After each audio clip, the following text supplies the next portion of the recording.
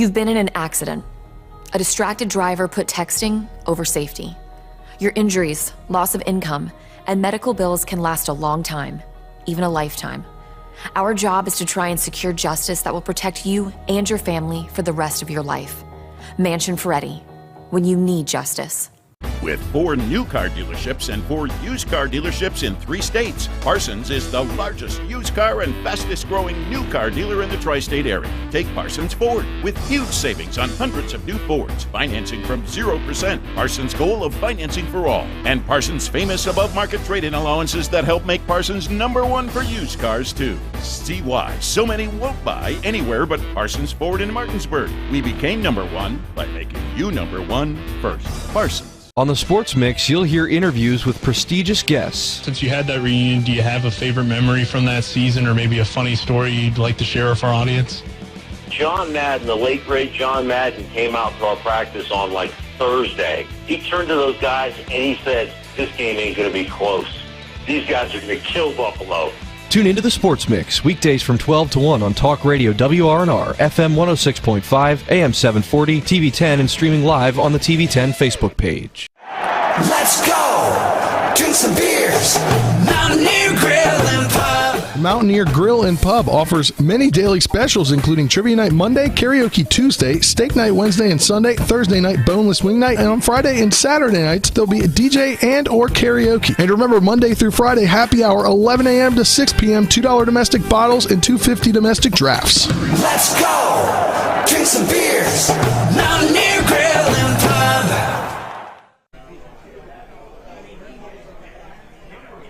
Good evening, everyone, and welcome to the Mountaineer Pub as we are here for the Pulling for the Rams fundraiser for Shepherd University Rams football. I'm Nick Verzolini, alongside me Spencer Dupuis and Lori Stilley, mother of Adam Stilley, former Shepherd Rams center. Thank you for joining us. Thank you for having me. I'm very excited to be here. This is going to be a great opportunity for us to raise a lot of money for Shepherd tonight. And yeah, that's the goal. I mean, we're trying to raise money for the Shepherd football program. All donations go to the TB2 scholarship, which helps Shepherd hopefully compete at an even higher level than what they've already been at over the last few seasons, where they've been able to make it to the semifinals, but unfortunately in those semifinal games really don't have quite enough guys to get over the hump and knock off some of these top teams in Division II. So if you want to help out, there's all sorts of ways to donate online or in person. If you want to come down here to the Mountaineer Pub, you can certainly do that. You can leave a comment in our YouTube comments if you are watching on YouTube, or you can just go simply to youtube.com, WRNR TV on YouTube, and click the live stream. Or Lori, there's a few other ways they can donate as well. Absolutely. We have a website up for everybody this evening, pullingfortherams.com, just all one word, pullingfortherams.com. You go on the website, you will be able to see the different packages we have offered. We have a white package for $100 where you can get a signed copy of Tyson's Panini cards. They are like trading cards. We have a blue package for $500 that gives your choice of 2 different posters of either Joey Fisher, Tyson Bagent, Brian Walker, or Ronnie Brown. And then you get plus the white package. Each package adds on a gold package. You get a signed helmet by Monty Cater, our Hall of Fame football coach from the past, as well as Tyson. And then our VIP package, you get all the other packages plus a ring for the 2022 season. And if that doesn't work for you, you can leave a message on the website. There's a message area where you can provide bids for our silent auction tonight. Our silent auction has a football. It's the 158 football. It's the one that Tyson threw that tied the NCAA all-time record. There's also a signed helmet, and then signed jerseys for Tyson, for Ronnie Brown, for Joey, and for Brian Walker that you can bid on as well. That's all on the Pulling for the Rams website. You can go to the silent auction, leave us a message if you want to give money some other way, or if you want to contact us in any way, we'll be happy to talk to you, and we appreciate the support. Travis also told us last week that if you go on there in that contact and you predict exactly what pick Tyson will be selected, then you'll get the $5,000 package for free. Did he really say that? Yeah. Okay, great. So if you select if you make the correct round and pick, And team? Was that what it was? Yeah. Well, by the time you get the or pick, you can say a team for his priority free Yeah. agent if you don't think he's getting drafted. But, I mean. So then you'll be entered in a drawing at that point if more than one person gets it right. Yeah. Right. Okay. Awesome. So there's a lot of great opportunities. And, of course, if you come down here, if you're able to in person, you can meet all of those guys. And I'm sure there'll be all sorts of former Shepherd players probably that aren't necessarily going for the draft or Hall of Fame coaches like Monty Cater, but still, in attendance. Coach McCook will be here as well. Your son is here tonight, Adam Absolutely. Stilley. And I guess first thing I wanted to ask you was, having a son that's already left the program, but you're still here supporting. I mean, obviously, your family's been close with the Bajents for a long time. Having Correct. Adam and Tyson playing together for a long time, but I mean, while we're celebrating them tonight, it's also about the players coming back to Shepherd and still showing that support. I think shows how important this program is to a lot of the players. Absolutely, and we want to make sure that I'm here because I became very invested in the program. I think it's a great program. The way that the kids are treated like family, first of all, the way that the team is coached, the way that the players come together and work together as a team. That's all been just such a wonderful experience that I have witnessed. Travis and I would go to practices probably 2 times a week together. And so I've seen it firsthand for, 2.5 years, 3 years, and just have been very impressed by it. And we've worked very hard over that time to bring money into the program and just don't want to walk away. I mean, every team's important, whether your child's on it or not. And I think that I want the players to know this year we're here for them, and that they're going to have a great season, and hopefully even better. I mean, we've knocked on the door twice. We're one away. So our goal is always to get to that number 1 spot, and I think with all of the help we can get tonight and throughout the season, that the boys can do it. And so that money will go to the TB2 Scholarship Foundation, which then helps get players here. Is that correct? It helps get football scholarships. That's correct. Yeah, whether they're incoming freshmen or they're transfers. Absolutely. There's definitely an attractive transfer from the Martinsburg area that just announced his intent to transfer, so maybe some of that money could go towards him if he chooses, if there's mutual interest there. Absolutely. That would be amazing. That's what I think is awesome about the Shepherd program is they're winning with local kids. I mean, a lot of the team is EPAC players or former EPAC players, and then kids from just, in the state of Maryland that's not too far away as well. So, this money's going to local high school kids that are going to play football at Shepherd or transfers in that, your son was a transfer from WVU. Well, I was just going to say that. That was a great segue for me because I can honestly tell you I've seen both firsthand. I've been involved at the Division I level. I've helped fundraise at that level for the Mountaineer Athletic Club. And I can tell you that one thing people need to understand is I know that you always want to find great players, and I think we do. But for me, the talent gap is about this much. Now, there's always exceptional players at any level, right, that are going to be like Tyson Bajent. But overall, the talent gap is very minimal. The funding gap is from here to Martinsburg. I mean, it stretches so wide. Division II teams do not get any help from the NCAA. We do not get money for anything for these kids. We have to supply, uniforms, cleats, all of the safety things like braces. I remember this past season you had just picked some up or gotten some when we were there. I began donating the braces when Adam came here, and then I fundraised ever since then. I got them a huge package to get started from Dawn Joy. They're top of the line, the safe braces that Division I teams use. And during COVID, it was a blessing. I was able to call them and talk to their CEO and beg them to get into Division II and give us buy one get one free. And they're about $600 a piece. Wow. But our kids have had very few knee injuries. We bought them, we raised money for those Guardian caps this year so that they stay safe. We were very concussion-free during practices. But those are all the things that Division I players get just right off the gate. Right. And, I don't care who you are, all the way down to Division III, everybody should be safe. The NCAA should supply things for all of those kids. But we're fighting the funding issue is one of I think the most important here that Division II and III schools face. So the more anybody can help, we really appreciate it because that's what's going to push us over the edge. Sadly, that's comes down to the money at some points. Yeah, and I think you mentioned the talent gap really not being that much, and I think a great example of that is that 4 guys have a legitimate shot of getting drafted this weekend into the NFL draft. and that's been awesome to see from a media perspective, from us, I'm sure from a fan and parents perspective for you as well. And our team has been, our offense has been number one like the year before. We were in the top 5. It takes an entire team. I'm proud of these 4 gentlemen, but I'm proud of that entire team, no matter if you're a number 1 or a number 4. It takes everybody. It takes a strong scout team. I've always been under the impression that it takes the entire team to win like that. And we've got some amazing players that went out there. The offensive line never gets a lot of credit. And, our defensive line, we've had some amazing players at every position that have helped make this team great. Yeah, and in order for them to continue to see success, they need your help. They need you to help donate here tonight to,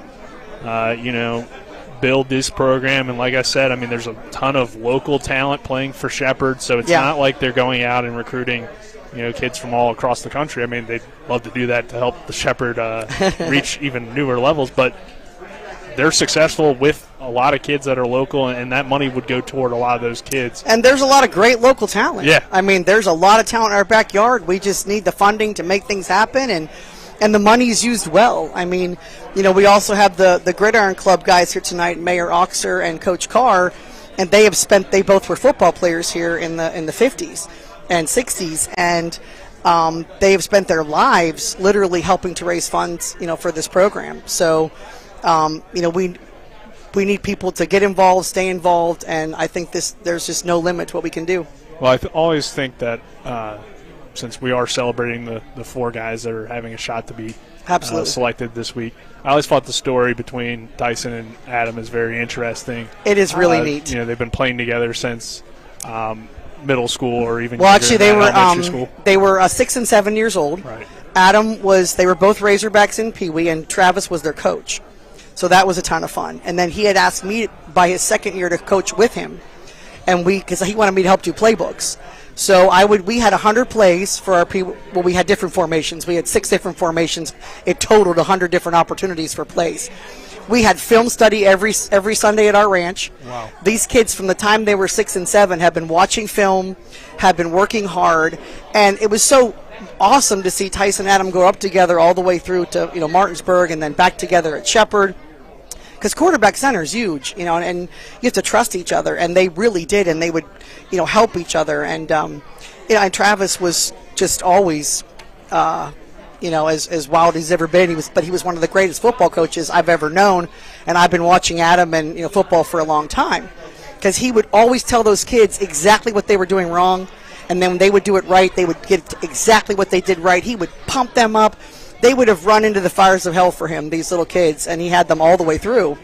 So it's been just an amazing experience to be there with him, helping to coach, and watching Adam and Tyson go through this together, and then Tyson, hopefully getting all the way to the NFL and drafted in early in the draft. So you can firsthand say that back in the day, Travis said that Tyson was going to go to the NFL and he's going to be a starting quarterback. 100%. Yeah.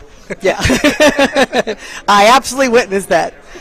He's actually calmer now. He was a lot crazier back then. He was younger, so. But they did go their separate directions when college came. Adam started at WVU, walked on there. Well, we had hoped Tyson was, going to get an offer there. So it was for a few years, and then when Adam didn't make it, he made it to the 2s, and they kept promising me get in. He'd be standing on the side with his helmet on, and Travis started calling him and saying, "Look, come home. Come home. We need you at home." And he did. He was very bold to make that move. And we got him. He made the move in December, got him here immediately in 2 weeks, and it's been wonderful ever since. Adam really enjoyed his time here. Played a lot of great football, a lot of great academic accolades, 4.0 all the way through from WVU through his grad. He's just got his master's. The PSAC Academic Excellence Champion Scholar. Yeah. He had literally 4.0 all the way from the time at WVU through Shepherd undergrad and master's in business administration. Wow. So do you have a favorite Tyson story you'd like to share with us here tonight? Gosh, there's so many of them. You put me on the spot. I'll have to think about it. Yeah, I just have so many. Just watching, the 2 of them. I mean, my favorite thing is when they were at quarterback and center. I mean, I always thought they were like Peyton Manning and Jeff Saturday, because Tyson would see something and he'd be able to walk up to Adam. A lot of times quarterbacks and centers are like, they don't trust each other or listen to each other. There's a lot of ego involved. But where it went for Tyson and Adam, it was if Adam saw something that just boom came out of nowhere and had to adjust the play, Tyson would do it immediately, not a second thought. Same for Adam. So they trusted each other, and just to watch them do that, even in practice, you could see them turn around and yell something. Boom, Tyson would change it, and it was successful, or the other way around. So that just was a lot of fun to see that level of trust. Yeah. Well, let's go ahead and take our first 2-minute break again. This is the Pulling for the Rams fundraiser. You can go online to pullingfortherams.com, and you'll find several packages there, or you can make any sort of donation, bid on those Tyson Bagent footballs, as he, Absolutely. of course, has the NCAA record. Anything helps, though, to help this program continue to see great success. You can also leave your bids in our YouTube comments, and they will certainly get in contact with you. So top 10 bids get a football from the historic run to the record-breaking touchdown. Definitely want to do that, and we're going to take our first 2-minute break. On the other side of that break, we'll continue to talk Shepherd football and hopefully continue to get some great donations. Awesome. Let's go! Drink some beers! Mountaineer Grill and Pub! Mountaineer Grill and Pub offers many daily specials, including Trivia Night Monday, Karaoke Tuesday, Steak Night Wednesday and Sunday, Thursday night Boneless Wing Night, and on Friday and Saturday nights, there'll be a DJ and or karaoke. And remember, Monday through Friday, happy hour, 11 a.m. to 6 p.m., $2 domestic bottles and $2.50 domestic drafts. Let's go! Drink some beers! Mountaineer Grill and Pub! On the Sports Mix, you'll hear the latest in local sports. Spring Mills, Hedgesville, Martinsburg went 2-2. Martinsburg might be looking like the favorites right now because the most recent meetings against Spring Mills and Hedgesville, they were the victors in. But you never know. Any given night, these teams can win. Tune in to the Sports Mix with Spencer, Nick, and Colin. Weekdays from 12 to 1 on Talk Radio, WRNR, FM 106.5, AM 740, TV 10, and streaming live on the TV 10 Facebook page. There's a local family moving in our territory. What do you want from me? Taste it. It's really good.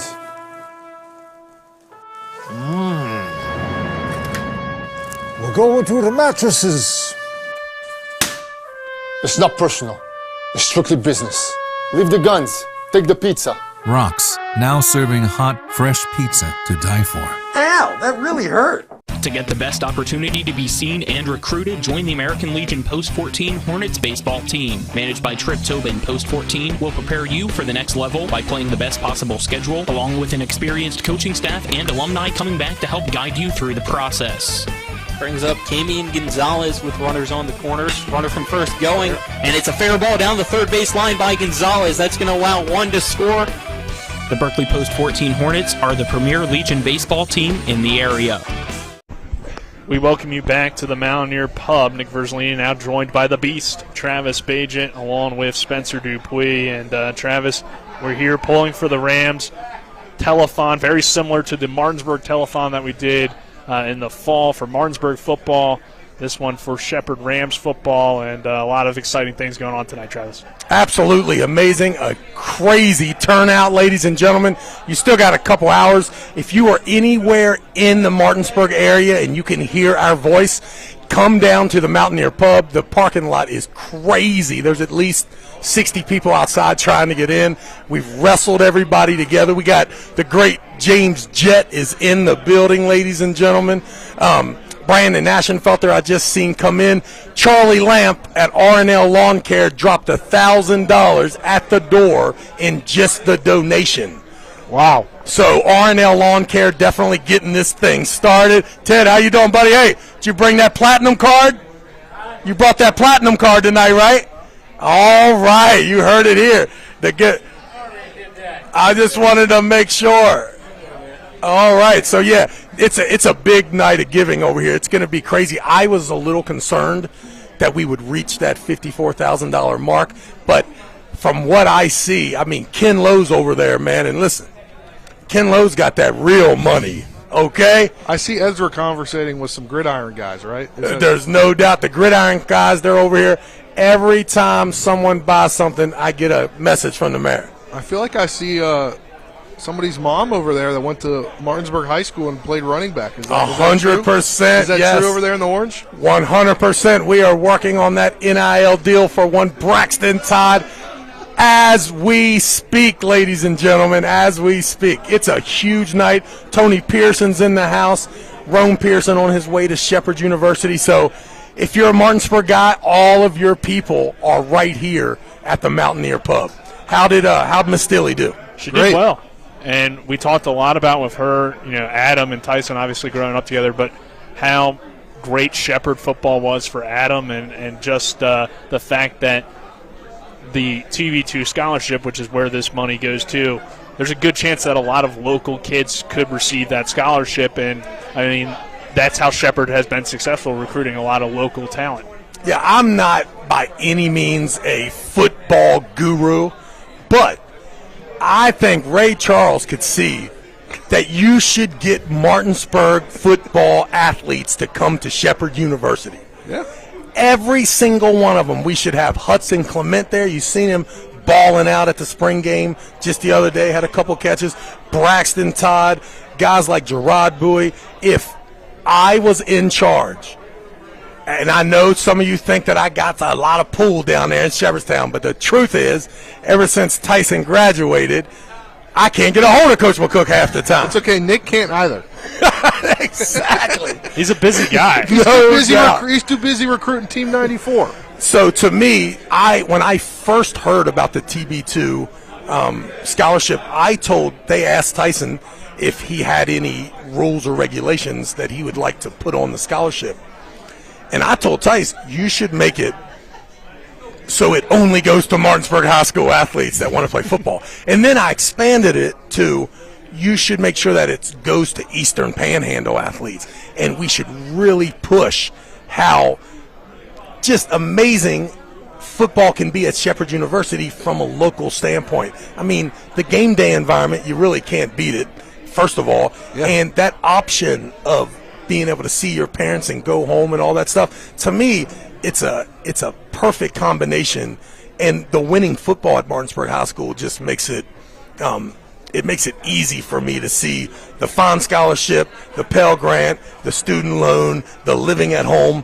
All of those options should be spelled out repeatedly to the best Martinsburg athletes and the best Eastern Panhandle athletes every year. And listen, if it's up to me, next year we could see Gerard Bowie, a Hudson Clement, a Braxton Todd, a Ezra Bajan, and then, of course, all the guys that are already there. And the guys Wayne that are coming Grantham, Malachi Brown. I mean, the list goes on and on. Slack is there, Bernardsky, Ty Lucas, the best damn player on the team. You know what I mean? Even all of these bring guys. that out to Eastern Panhandle. You got Evan Toole coming, Spencer Powell, like those guys from Jefferson who had big careers down there at Jefferson. They're making their way from Shenandoah Junction up to Shepherdstown. And I'm all over those skill players, and I see the talent that we have at wide receiver right now, and I think about the fact that Isaiah Fritz, Rome Pearson, Spencer Powell, all three of these guys, listen, they think they're playing, next year, which there's no way everybody's playing. To me, Shepherd University is in a great place, ladies and gentlemen. Listen, the reason for tonight is because we need to triple up the finances at Shepherd University in order to stay in the same grand scheme of things that we are used to. It is not easy to win that, to make it to the Final Four. That is a huge step for Shepherd University. We've done it 2 years in a row. With the finances in place, we can add the pieces to the puzzle to make sure that that does not stop. So if you love Shepherd football, if you love Martinsburg football, if you're just in the Panhandle and you look at your credit card receipts and things are good right now, go to pullingfortherams.com, spend $100 on a Panini card, $500 on some of the coolest posters that you could ever see. And then if you got that big money, like the mayor and Ken Lowe and Gene Lujak and and all these studs, then grab that $5,000 package. Let's get the money over to Ernie McCook, and let's make Shepherd football stay on the same plane that it's on for the next 4 or 5 years. And you got a football with you as well. How does somebody get a football? I do. I just want to explain the football fundraiser here. So we have 9 footballs. We have 150 all the way to 158. 9 footballs that we are willing, and these are the footballs that were thrown in the game. We kept each one of them by Tyson Bagent. Autographed and numbered, right, as to which touchdown pass it was. We are going to take bids for that 158, the number 158. But just know the 9 highest bids are going to get offered a ball a little bit lower in the count.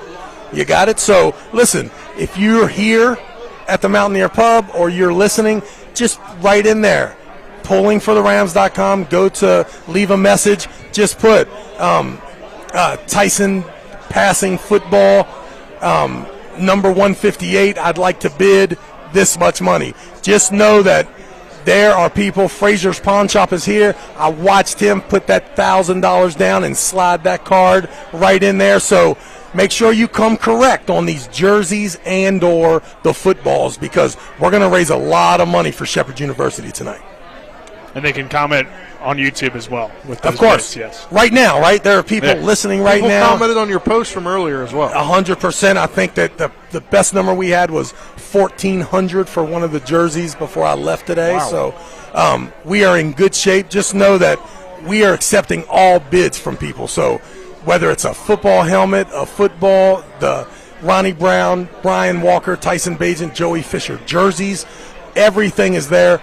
Go to pullingfortherams.com and, make any size donation. You give us your name and number, email, we'll hunt you down. And it's a big crowd here at the Mountaineer Pub, so, come on down here. Like we said, tons of great Shepherd athletes in attendance. Of course, Tyson, Joey, Ronnie, and Brian Walker, along with head coach Monty Cater, the Hall of Famer, who will be joined by in a few moments here on the show.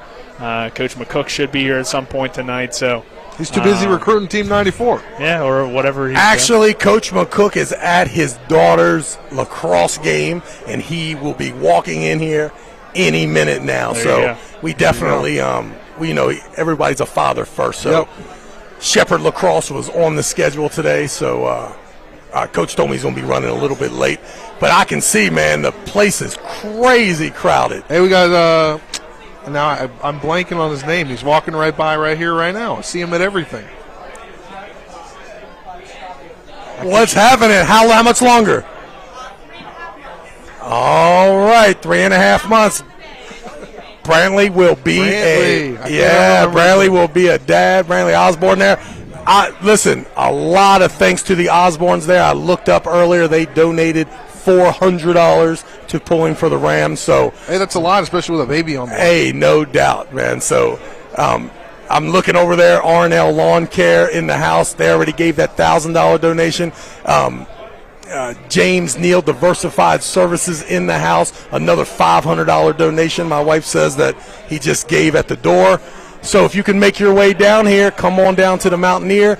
We'll talk football. We're going to auction off a bunch of these footballs, and we're going to talk Shepherd football here with Coach Cater in a little bit. We'll have Joey Fisher, Brian Walker, Tyson Bagent, Monty Cater. Everybody's coming in the house. Look here. And this could be the last time you get to see some of these guys because they're trying to go pro. No doubt. So we'll find out here Thursday, Friday, and Saturday exactly which one of them or all of them will actually possibly hear their name called, but at the very least, each of them will get that phone call for that free agent priority and get to a team. And from what I hear, in about 8 days, either on the 4th or the 12th is when rookie minicamp for all 32 teams starts at one of those dates. Yeah, from what I remember, too, from just looking up things, and people at Marshall that I know, they do the tryouts. There's those rookie tryouts, I think, the day or two before the rookie minicamp. And then if they make the tryout, then they'll be there for the rookie minicamp. Nice. Yeah. I'm super excited. The Bears sent the little kit that had the hat And one of the things I noticed about the hat that we got, it was the Chicago Bear draft hat, is almost every hat that I've ever put on in my life, there's always... Wait. So you're telling me that somebody sent you guys a draft hat? Oh, yeah. We got about 7 of them there. But the last one came with a personalized note from the great Chicago Bears. It was their OC, the guy that their head of player personnel. Because didn't their OC coach up at in the PSAC, right? The guy OC, that was the OC for the... He was also the OC at the Senior Bowl for Tyson's team. Yeah, so they sent a great personal letter, got a bunch of Chicago Bear gear, and with that hat, what I noticed about the hat is every hat that I ever put on, I would always go two clicks in the negative, right? Because I got a big head. That hat, I had to put 2 clicks in the positive, and I put it on, and I'm thinking to myself, this hat is big because the dudes that get these hats have the potential to have the biggest head you ever seen in your life, which is probably like Joey's head. Yeah. Right? Yeah, no doubt. So what's, I guess, some things that you can tell us about the draft process here for Tyson? I mean, we'll talk to Tyson later, and we talked to you so much, it seems like, but for people that are just now tuning in, just kind of what are you excited about this weekend? I am excited about 5 minutes. I'm excited this weekend. So first of all, for us, it starts tomorrow at lunchtime.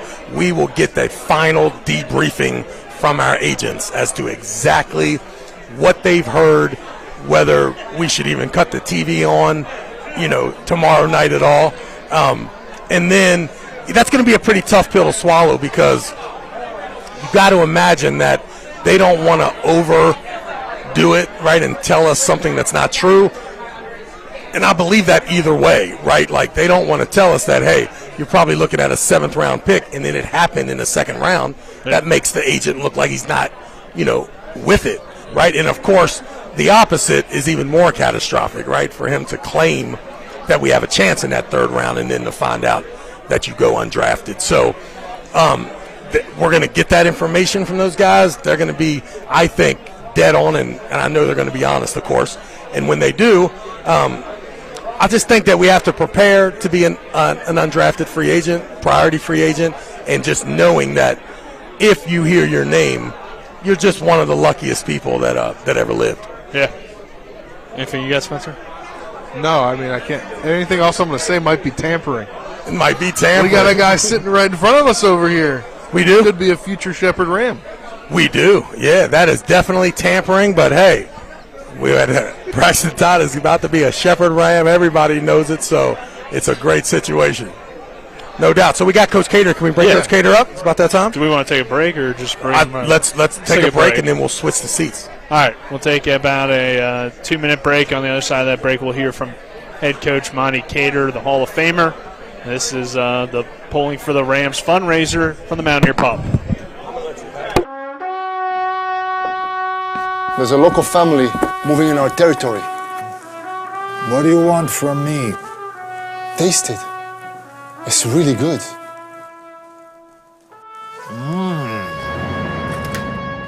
We're going to the mattresses.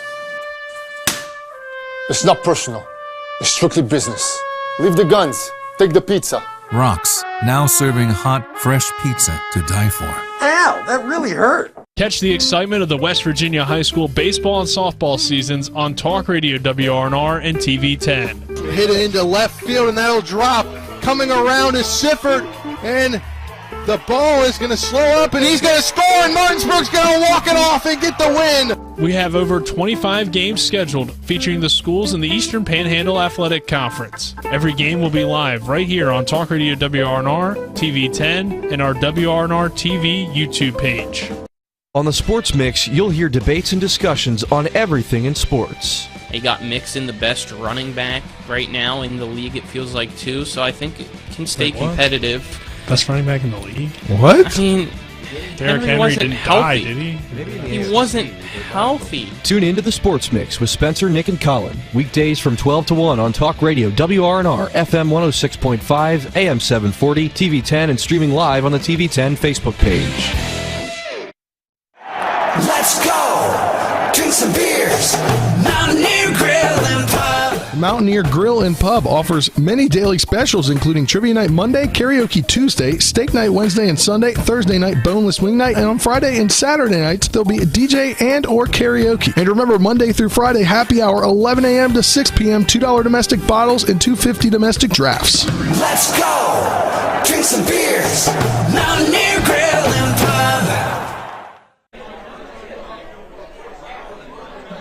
We welcome you back to the Mountaineer Pub here at the Pulling for the Rams fundraiser.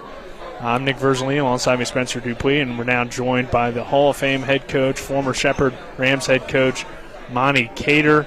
Again, you can go to pullingfortherams.com to help donate to the TB2 scholarship to help get Shepherd football to the next step with that scholarship.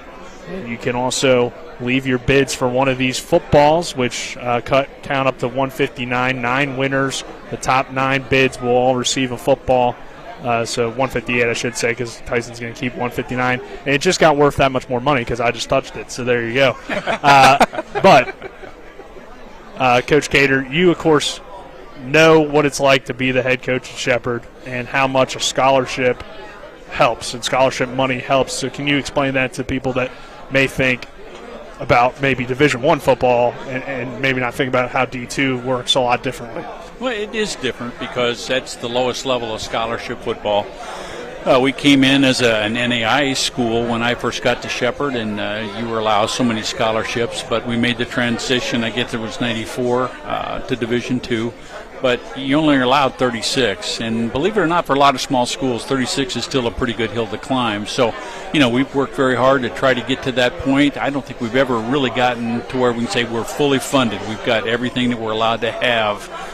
But it's always a challenge, and you want to get good players. You want to go ahead and be competitive with other schools, whether they be 1AA schools or whether it's going to be the other schools in Division II. But it is a challenge, and every bit of help that you can get really makes a difference. And I think you really see the disparities around the country when you see Shepherd go up in the in the regional games that they did, where they were in that Final Four game, semifinals, and that semifinal game, to where you see how much maybe more resources other schools have and things like that, and how the fundraising and stuff like that could contribute and make Shepherd like one of those other schools. Well, and like I say, anything is going to help.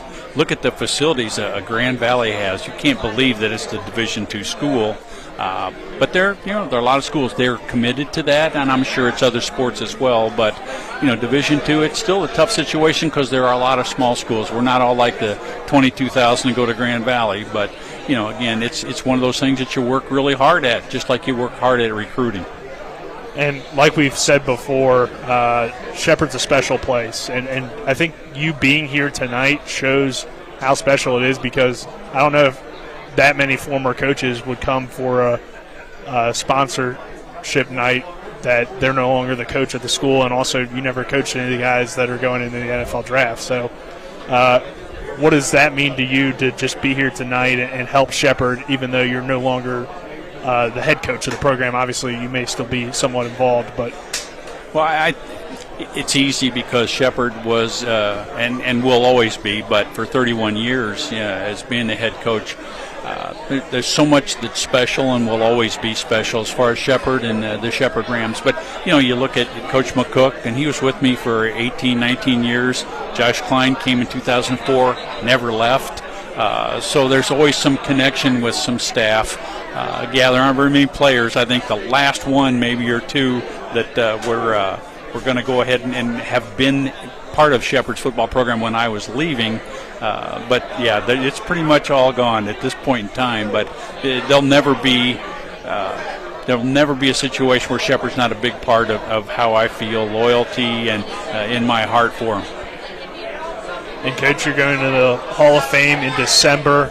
Of course, you're one of the people that people can get your signature on all sorts of stuff if you bid on it here tonight. But going in December, and we had you on the Sports Mix to talk a little bit about that, but just how excited are you to have that opportunity to join the College Football Hall of Fame? To be a part of that, even to be nominated, it's just a huge thrill, a huge honor. And you think of how many people that you were around, worked with, players that you coached that really are responsible for that. And it's an exciting time, but again, it makes you think about all the people that you've come into contact with, whether it be players, coaches, administrators, presidents. It's exciting, and it's one of those things that we're really looking forward to. And being Las Vegas, I think December 5th is the night of the induction. Hey, Coach, how do you kind of put into perspective, for how long you've been coaching and, getting into the Division II ranks, three guys that could legitimately be drafted in the NFL draft from one Division II school? It's exciting because, number one, you got to be pretty doggone good to even be considered for something like that. And the careers that those guys have had have been just outstanding. But to get, that number of people that have a possibility of getting in there, a strong possibility, I don't want to say just a possibility, but because of the careers they have and the idea that the NFL is going to find you. It doesn't mean that you got to be in Division I or 1AA. They're going to find you if it's Division III, whatever it might be. But those guys had great careers, and they've proven that they should be able to get a chance to take that next step. And looking back, I can't remember, I believe you told us the story about college scouts coming to Shepherd when you were there, and I can't remember the name of the guy you said was the first big guy where there was a lot of players coming. You did tell us this, though. I'm trying to think of his name. I'm trying to think the same thing, too.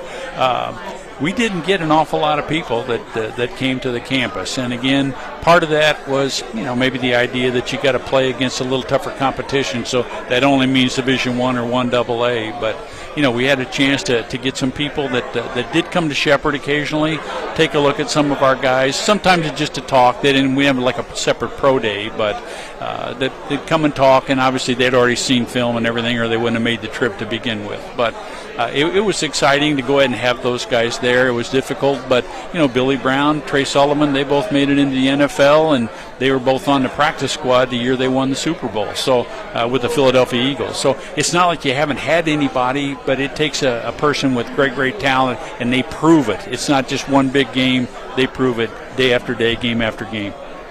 And Coach, what's it like to see the program where it's at now? Because, like you said, it was occasionally people would show up. This year, Shepherd had the Pro Day. Tyson's on ESPN, NFL Network. To see that much attention towards Shepherd, what's that been like for you now that you're kind of on the outside looking in? Well, I think it's still one of those things where you're proud of the program and your time that when you were involved in it, too. And, again, I mentioned Coach McCook and Coach Klein, especially because they were with me. But, it's just super to see that type of attention given to players from here. Division II, obviously Shepherd. And, this was 2 straight years of Final Four. That's 5 times that we've been in the Final Four since 2010. That was down at Delta State. But to be able to do that, you have to have some success that helps you with recruiting. Hopefully situations like this will help us a little bit with some dollars. And, you mentioned that success since 2010. I think when we were talking to Tyson and, some of the other players and even Coach McCook, that you have that success, it's hard to keep a coaching staff there because just the small school aspect of it and the money aspect. Well, and that's true, and I don't think anybody ever got rich coaching at Shepherd, but, Coach McCook stayed, Coach Klein stayed, and there's been a lot of other guys. We lost Coach Haley here a year or 2 ago. He was with me 13 years. If you look at Jeff Castile, he was with me for 12. He's still coaching up at WVU. So there have been some people that have stayed year after year after year, and that's one of the things that people say, well, why aren't you looking for a bigger job or more money or whatever? There's something about we've been able to win. There's something about the people and the quality of people that you get to work with, and obviously the quality of players. So it was great to have those people stay that long. And you kind of helped lay that foundation, and like you said, a lot of the coaches are guys that coached under you, and just seeing the continued success of Shepherd football, and it hopefully can now reach new levels if you guys can get that money donated to the TB2 scholarship, which is obviously not something that was available when you were coaching. Right. So I guess just, why should people donate? Why should they help build this Shepherd program if they're not connected to it? Well, I think the biggest thing is, Shepherd's a great school to begin with. You go there to get an education. Obviously, the athletics, in this case football, is a big part of that too, and that's part of the recruiting. but you need some help to be able to do that. We've been able to prove that we've been consistent for a long, long time. Now, that doesn't mean you win a championship every year or that you get to the playoffs every year, but a lot of those years you have had that kind of year to get you into the postseason. Obviously, we want to continue to do that too, and you need some help. So there's no gift that's probably going to be too small, obviously not too big, but to continue to do that, to be able to have the scholarship money at some point in time, maybe to do different things with facilities. You want to be able to do those kinds of things, and it takes some money, but Shepherd's done a super job, and Coach McCook, his players, coaches, they have done a super job too. So I'd like to see some people continue to help them out. And one thing I've been kind of talking about all night with everybody is that the money and the TB2 scholarship, there's a very good chance that it goes to local athletes, because Shepherd has always built on kids from the Eastern Panhandle or kids from the state of Maryland or regional type players. I mean, you look at the 4 guys that are here tonight, all of them are regional. One is obviously a Martinsburg quarterback in Tyson, and Joey's from Clear Spring, which is not too far away at all. So, and then Brian and Ronnie are regional guys, but to have, that money going back to the local kids, I think certainly says a lot about how Shepherd's had success with, local recruiting. I think that's always where you start. That's where I did as a head coach, that I'm going to do the local schools because they need to see how important they are. Whether that makes a difference or not, I think the head coach needs to be in there. But we've gotten some great players from this area, even locally. I mean, Tyson's not the first guy from Martinsburg. We've had some great ones there. But, from a standpoint of being able to go ahead and begin your recruiting process, you start there and then you work your way out. So, yeah, a lot of that situation where you might be able to get some of that money where it would go into the local area, that's awesome. You got a surprise guest. Yes, the Monty Cater Show. He's in the Hall of Fame. He will be. Coach McCook wants to crash the interview. I mean, hey, we may have him on the other side of this break unless you got something, Spencer. No, I'm good. All right. Well, thank you, Coach Cater, for joining us. And again, you want to go to pullingfortherams.com to donate, and every little bit helps. We're going to take another 2-minute break. On the other side of that break, we'll either have Travis come back or maybe be joined by Coach McCook. But this is the Pulling for the Rams Telethon on TV10 and WRNR TV on YouTube. This is Eric at Hagerstown Ford. Over the last decade, the way we buy things have evolved. Now, you get on your phone, click Want It, and it shows up at your front door. At Hagerstown Ford, it is that convenient. We've changed the car buying experience on the I-81 corridor forever. And with a return policy better than Walmart, there's absolutely no reason to buy a new or used car, truck, or SUV anywhere else. Just like Amazon, Hagerstown Ford will deliver the vehicle to you, where you are, and on your time. And if you don't want it, return it. No questions asked. Why waste your time at a car dealership playing the dumb back-and-forth games? Besides, we hate it more than you do. I assure you, no dealership from Winchester, Virginia to Washington, D.C. will beat our price. No dealership from Chambersburg, Pennsylvania to Baltimore, Maryland will beat our price. And no other dealership will allow you to return it if you don't want it. Hagerstown Ford absolutely provides the best experience at the best price. Visit HagerstownFord.com to schedule your VIP experience. Click on the vehicle you want and get your new ride delivered to you at no risk. See dealer for details. Let's go! Drink some beers! Mountaineer Grill and Pub! Mountaineer Grill and Pub offers many daily specials, including Trivia Night Monday, Karaoke Tuesday, Steak Night Wednesday and Sunday, Thursday night Boneless Wing Night, and on Friday and Saturday nights, there'll be a DJ and or karaoke. And remember, Monday through Friday, happy hour, 11 a.m. to 6 p.m., $2 domestic bottles and $2.50 domestic drafts. Let's go! Drink some beers! Mountaineer Grill and Pub! Not sure where to go or who to trust with your flooring project? And start with Trips Flooring, proudly serving the area for more than 25 years, specializing in floor sanding and refinishing, along with installation of new flooring, including hardwood, tile, vinyl, laminate, carpet, and the hottest trend in flooring, luxury vinyl, tile, and luxury vinyl plank. Are you on a budget? Check out their warehouse, cash and carry, or call 304-229-7009, or visit them online at tripsfloorsanding.com. We welcome you back to the Mountaineer Pub here at the Pulling for the Rams fundraiser, Telethon, Nick Verzolini, Spencer Dupuis, and the Beast is back in Travis Bajan. We were just joined by a legend, a Hall of Famer, and Monty Cater, and then I get to be joined by another legend. The Beast. Yeah, you know what's really funny is that the greatest of all time is right how here. many guys have you ever sat down with that were in the College Football Hall of Fame? He's the first. The first, right? That is so trippy to me. I mean, I'll tell you a Nick story. will have interviewed someone else, Robert Griffin III. He'll go in the College Football Hall of Fame. Yep, that is true. That is true. Yep, he definitely will. And so will Tyson, too. So before you know it, you're going to have 3 of them. Yeah. My story about Coach Cater is, what is the story? I had it right here on the top of my head just now, and then you interrupted me, and now I'm... Spencer's known for that. Yeah, no doubt. Yeah, it's gone. It's absolutely gone. But, hey, all the people here, right? Hey. Are you guys tripping? The city has come out.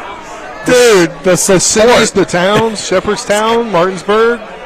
It's all crazy. of Berkeley and Jefferson County here in the building. We've got the dueling real estate agents in the joint. Derek Hester walked in. I think he's with either Long and Foster or ERA.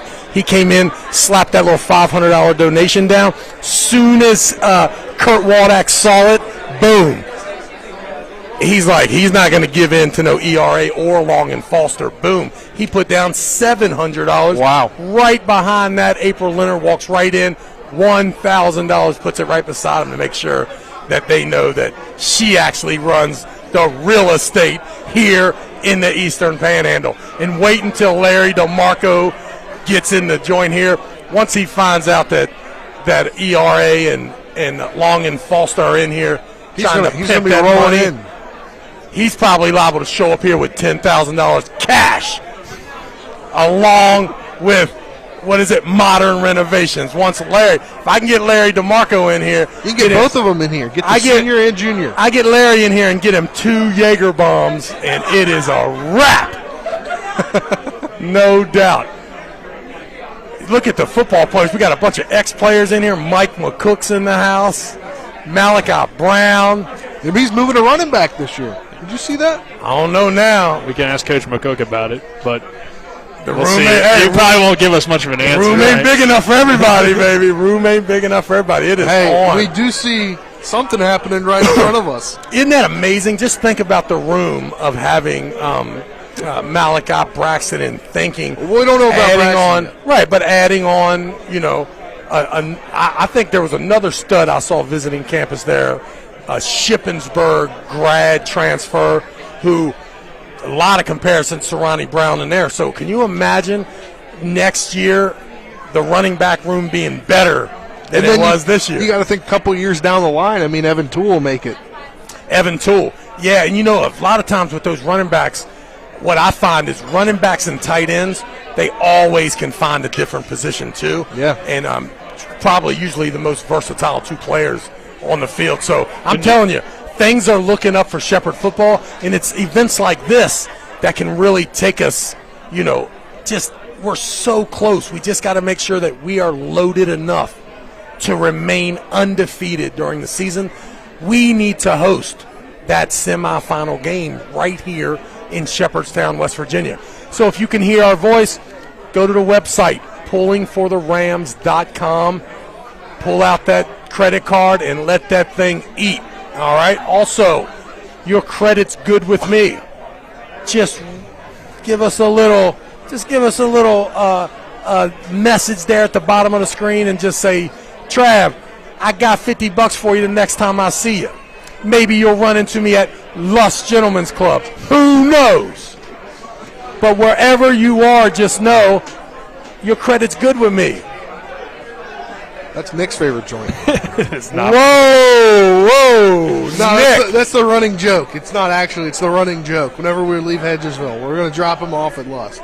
That's the running joke. That's awesome. That's awesome. You guys went there for Spencer's birthday, No, right? we did not. Spencer, I have footage of Spencer being spanked on No, you don't. the main stage right there. No, you kid. don't. The public does not need to see or hear about that, but we tried you got to that leak football with you too. We tried to leak the footage. They wouldn't even accept it. TMZ. Yep, we have the football. I can tell the the bids are getting up there, man.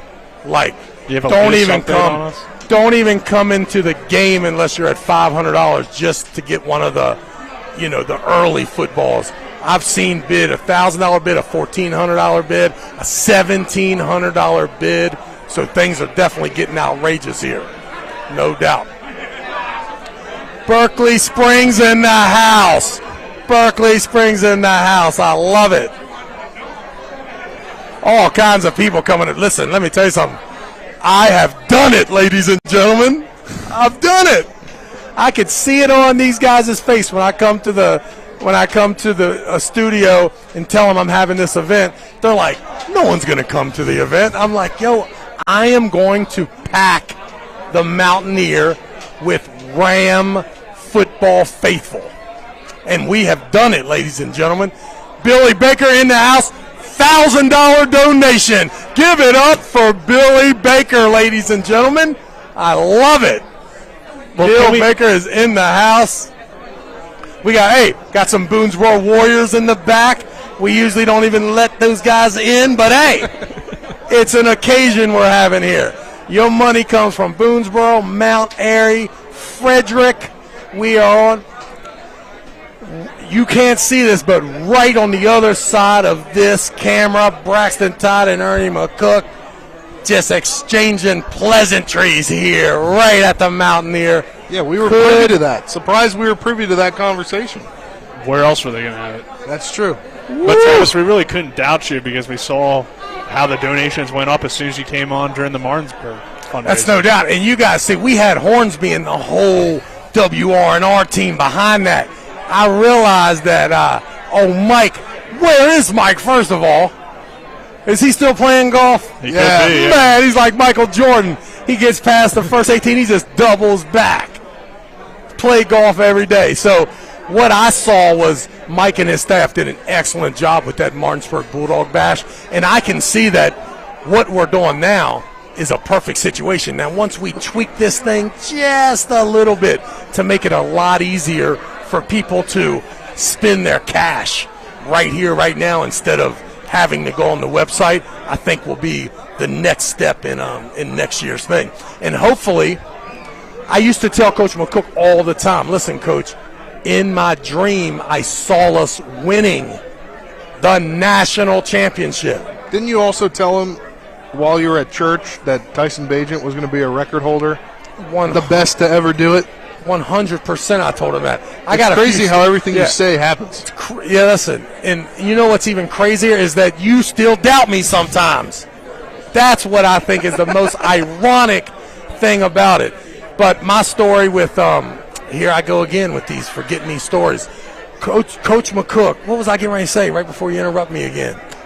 I just let you go. Oh, no, I used to tell Coach that I saw in a vision during, hey, young lady. That's my little niece. That's my little niece. She does not listen at all. Charlie Lamp, $1,000 donator. Thanks a lot, Chuck. We appreciate you, young man. So I used to tell Coach McCall all the time, listen, I've seen it. We are going to win the national championship. And I could see the jersey, right? Bagent. Boom. Bagent. Because I had always envisioned once we won that national championship that we would go, or once we made it to the Natty, we would express order the patches on the back of the jerseys, make sure we put the names so that the guys at the national championship could keep their game jerseys with their names on the back. So in this vision, I would see Bagent, right? Bagent, clear as day, right?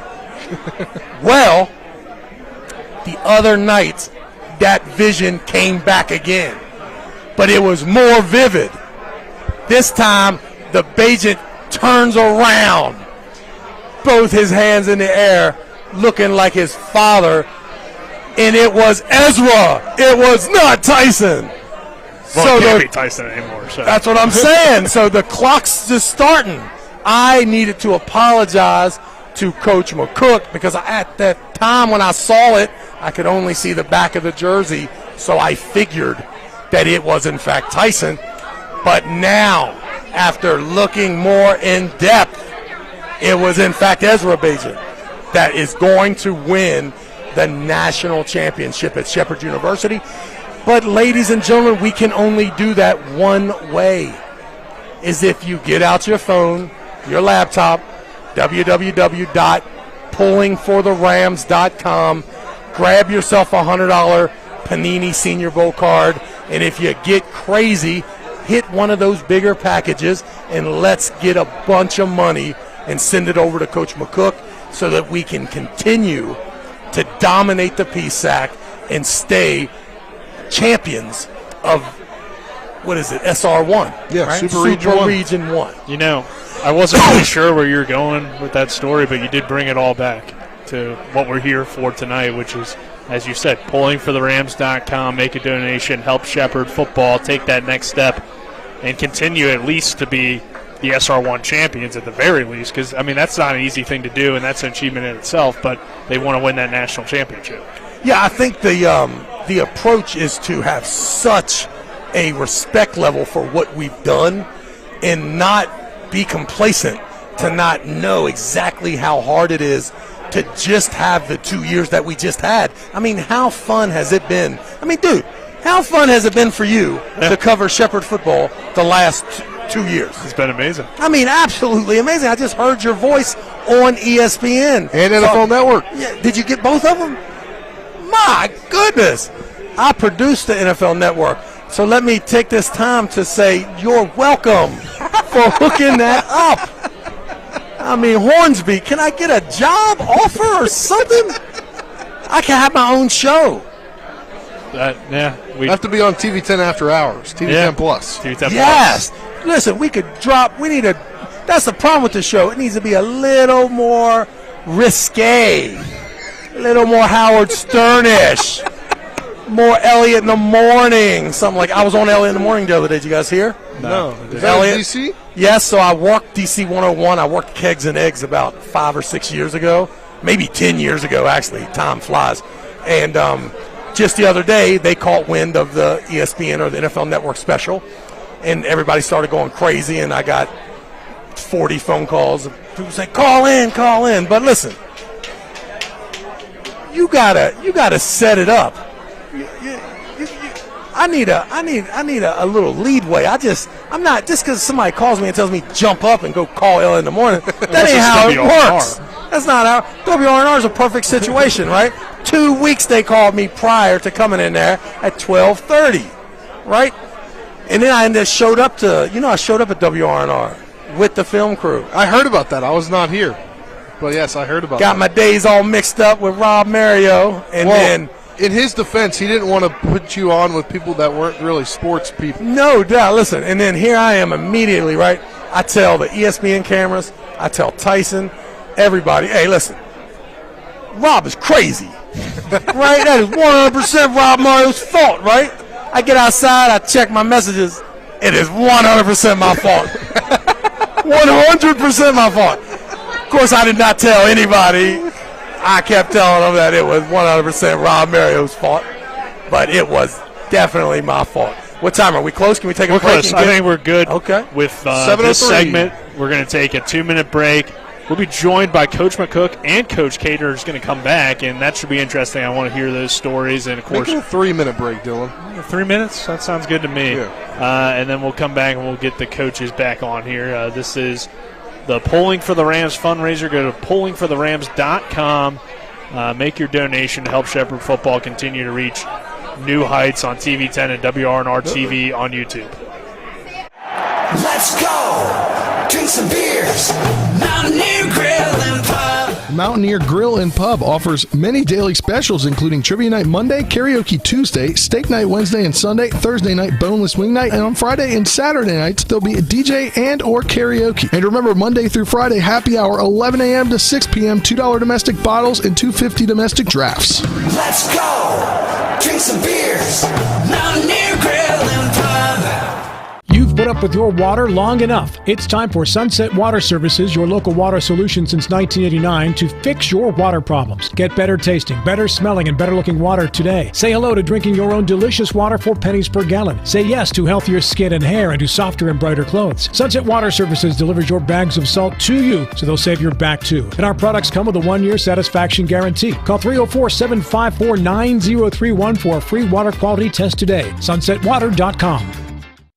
The Palace Lounge in Martinsburg is the place to be. Join us every night to relax and enjoy football or basketball games featuring either the Martinsburg Bulldogs, Shepherd University Rams, or West Virginia Mountaineers. We will have steak night every Wednesday, trip nights every Thursday, and now taco and margarita nights every Tuesday. You can find us on Facebook or call 304-267-7520. The Palace Lounge is located at 1350 Edwin Miller Boulevard in Martinsburg.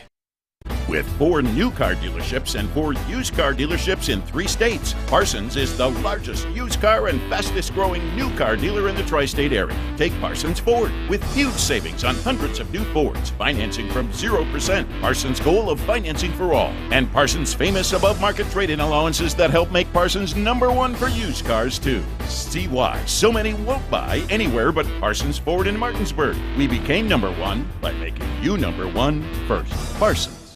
This is Eric at Hancock Chevrolet. Over the last decade, the way we buy things have evolved. Now, you get on your phone, click Want It, and it shows up at your front door. At Hancock Chevrolet, it is that easy. We've changed the car buying experience on the I-81 corridor forever. And with a return policy better than Walmart, there's absolutely no reason to buy a new or used car, truck, or SUV anywhere else. Just like Amazon, Hancock Chevrolet will deliver the vehicle to you, where you are, and on your time. And if you don't want it, return it. No questions asked. Why waste your time in a car dealership playing the dumb back and forth games? Besides, we hate it more than you do. I assure you, no dealership from Winchester, Virginia to Washington, D.C. will beat our price. No dealership from Cumberland to Baltimore, Maryland will beat our price. And no other dealership will allow you to return it if you don't want it. Hancock Chevrolet absolutely provides the best experience at the best price. Visit HancockChevy.com to schedule your VIP experience. Click on the vehicle you want, and your new ride will be delivered to you at no risk. See dealer for details. We welcome you back to the Pulling for the Rams fundraiser. Nick Verzolini, Spencer Dupuis, now joined by former Shepherd Rams fullback and now the other Coach McCook on the Shepherd Rams, Michael McCook.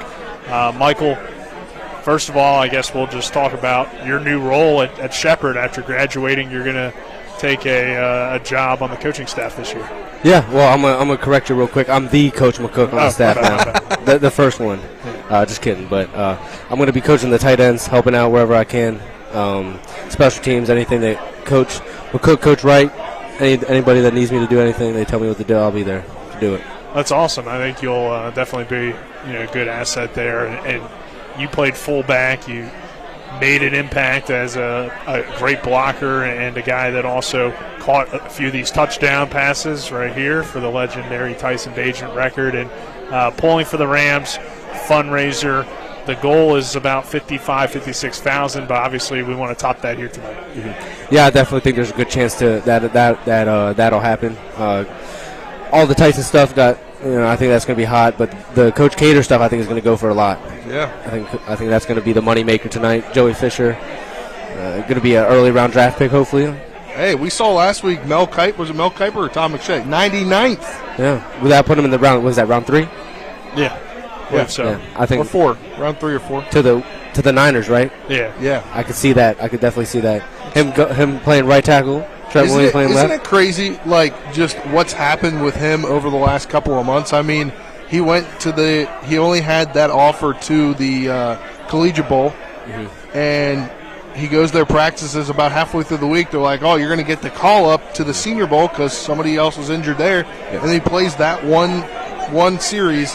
He gets hurt, he can't go, and then he's not able to get that combine invite that he wanted, and then he proves everybody wrong at the pro day. Yeah, I mean, anybody that's seen Joey, the way he works out in the weight room, on the field, you knew that he was going to be that type of guy to run under a 5 and bench the most in the class. So it was no surprise to anybody that sees him all the time, but it's just huge for Shepherd. All these guys getting all this attention. Ronnie and B-Walk too are 2 sleepers.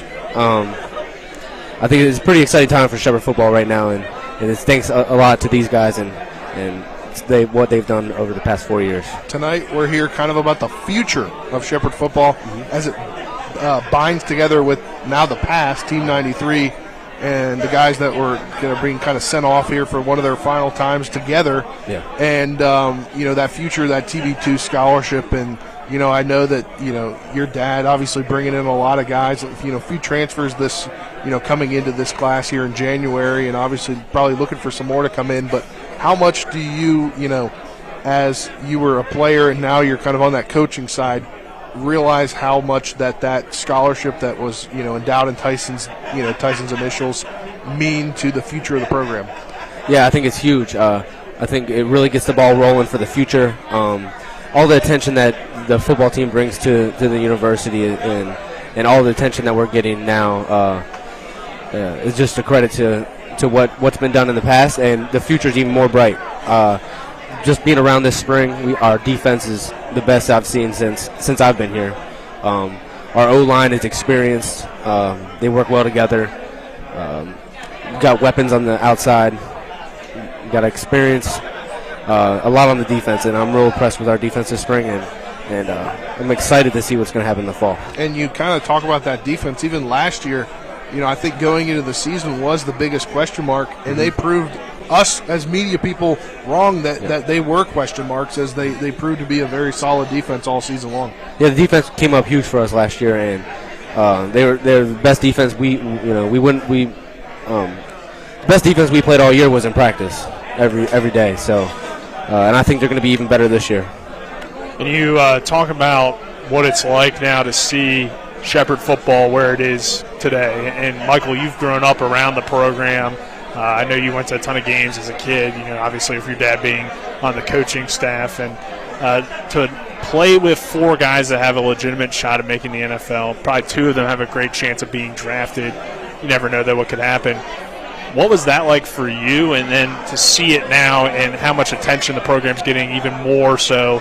I mean, obviously you guys got attention before when you were as a team for winning, but now the individuals and just the program where it's at now compared to maybe when you were a kid where not that many people probably even knew about Shepherd football. Yeah, it's amazing. The amount of attention that's gravitated over the past 10 years with Coach Cater and all the records he broke towards the end of his career to everything we've accomplished in the past 5 years and what Tyson's done, what Joey's done, even and B-Walk and Ronnie, it's comparing it to what I've seen growing up. It's nothing compared to that. I might be a little biased playing with the guys, but I think that it's a testament to the guys that these four guys that we're celebrating here tonight, trying to make some money for the future.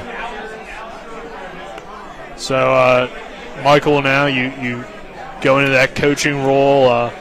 Obviously, you're going to be coaching tight ends, like we said, but people probably see, Tyson, Joey, Brian all leaving, and Ronnie, of course, and they maybe panic a little bit. Of course, you had a great senior class as well. What can you tell Shepherd football fans? Should they be worried about next season, or is Shepherd going to really not see much of a drop-off, even though they're losing some great players? No, I don't think there should be any worry at all. We got experience everywhere. We got good leaders, dudes that work hard. And I know a lot of these times during the spring, everybody's freaking out. We don't got this. We don't got that. We do, all this stuff. But I can assure all the Shepherd fans that we got guys that are willing to put in the work and prepare the right way for the fall. Going to be a pretty interesting battle for that QB1 spot. Yes. Both guys, all the guys are great. Competition breeds success, and the best man's going to play, and they're both all great guys, all great dudes. And I think I heard on Wyatt's podcast. Yeah, it was Etch was on there, and he said, no matter what happens, I'll be the number one fan of if I'm on the sidelines. Yeah, that's just who Etch is. Etch is when Etch is done playing, I think one day he'll make a great coach if he decides to get into that world. Etch been around the offense, knows the offense better than anybody since with Tyson leaving. He's a great leader. Can't say enough great things about him. All right, I think we're good, Michael. Yeah. We appreciate you bringing your insight, and of course, as we mentioned, go to pullingfortherams.com. You can bid on, or you can purchase any of those packages where you get all sorts of cool Shepherd gear and signed stuff. And, of course, you can place your bid for one of these footballs, which lead up to number 159. It's number 150 through 158 of the record-breaking touchdowns. Maybe even Michael McCook caught one of those. Who knows? But, you can certainly bid on that in our YouTube comments or on the website and donate whatever you can to help Shepherd take that next step. We're going to take a 2-minute break, and then it looks like Coach McCook and Coach Cater are pretty much ready to go, or the other Coach McCook, I should say, is ready to go. So we will take a 2-minute break, and then when we come back, we'll have them to talk about just their past and everything Shepherd football. So this is the Pulling for the Rams fundraiser on TV 10 and WRNR TV on YouTube. There's a local family moving in our territory. What do you want from me? Taste it. It's really good.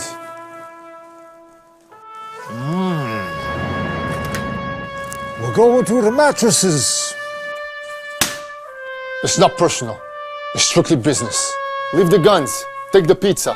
Rocks, now serving hot, fresh pizza to die for. Ow, that really hurt. This is Eric at Hagerstown Ford. Over the last decade, the way we buy things have evolved. Now, you get on your phone, click Want It, and it shows up at your front door. At Hagerstown Ford, it is that convenient. We've changed the car buying experience on the I-81 corridor forever. And with a return policy better than Walmart, there's absolutely no reason to buy a new or used car, truck, or SUV anywhere else. Just like Amazon, Hagerstown Ford will deliver the vehicle to you, where you are, and on your time. And if you don't want it, return it. No questions asked. Why waste your time at a car dealership playing the dumb back-and-forth games? Besides, we hate it more than you do. I assure you, no dealership from Winchester, Virginia to Washington, D.C. will beat our price. No dealership from Chambersburg, Pennsylvania to Baltimore, Maryland will beat our price. And no other dealership will allow you to return it if you don't want it.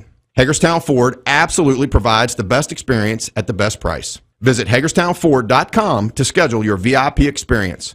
Click on the vehicle you want and get your new ride delivered to you at no risk. See dealer for details.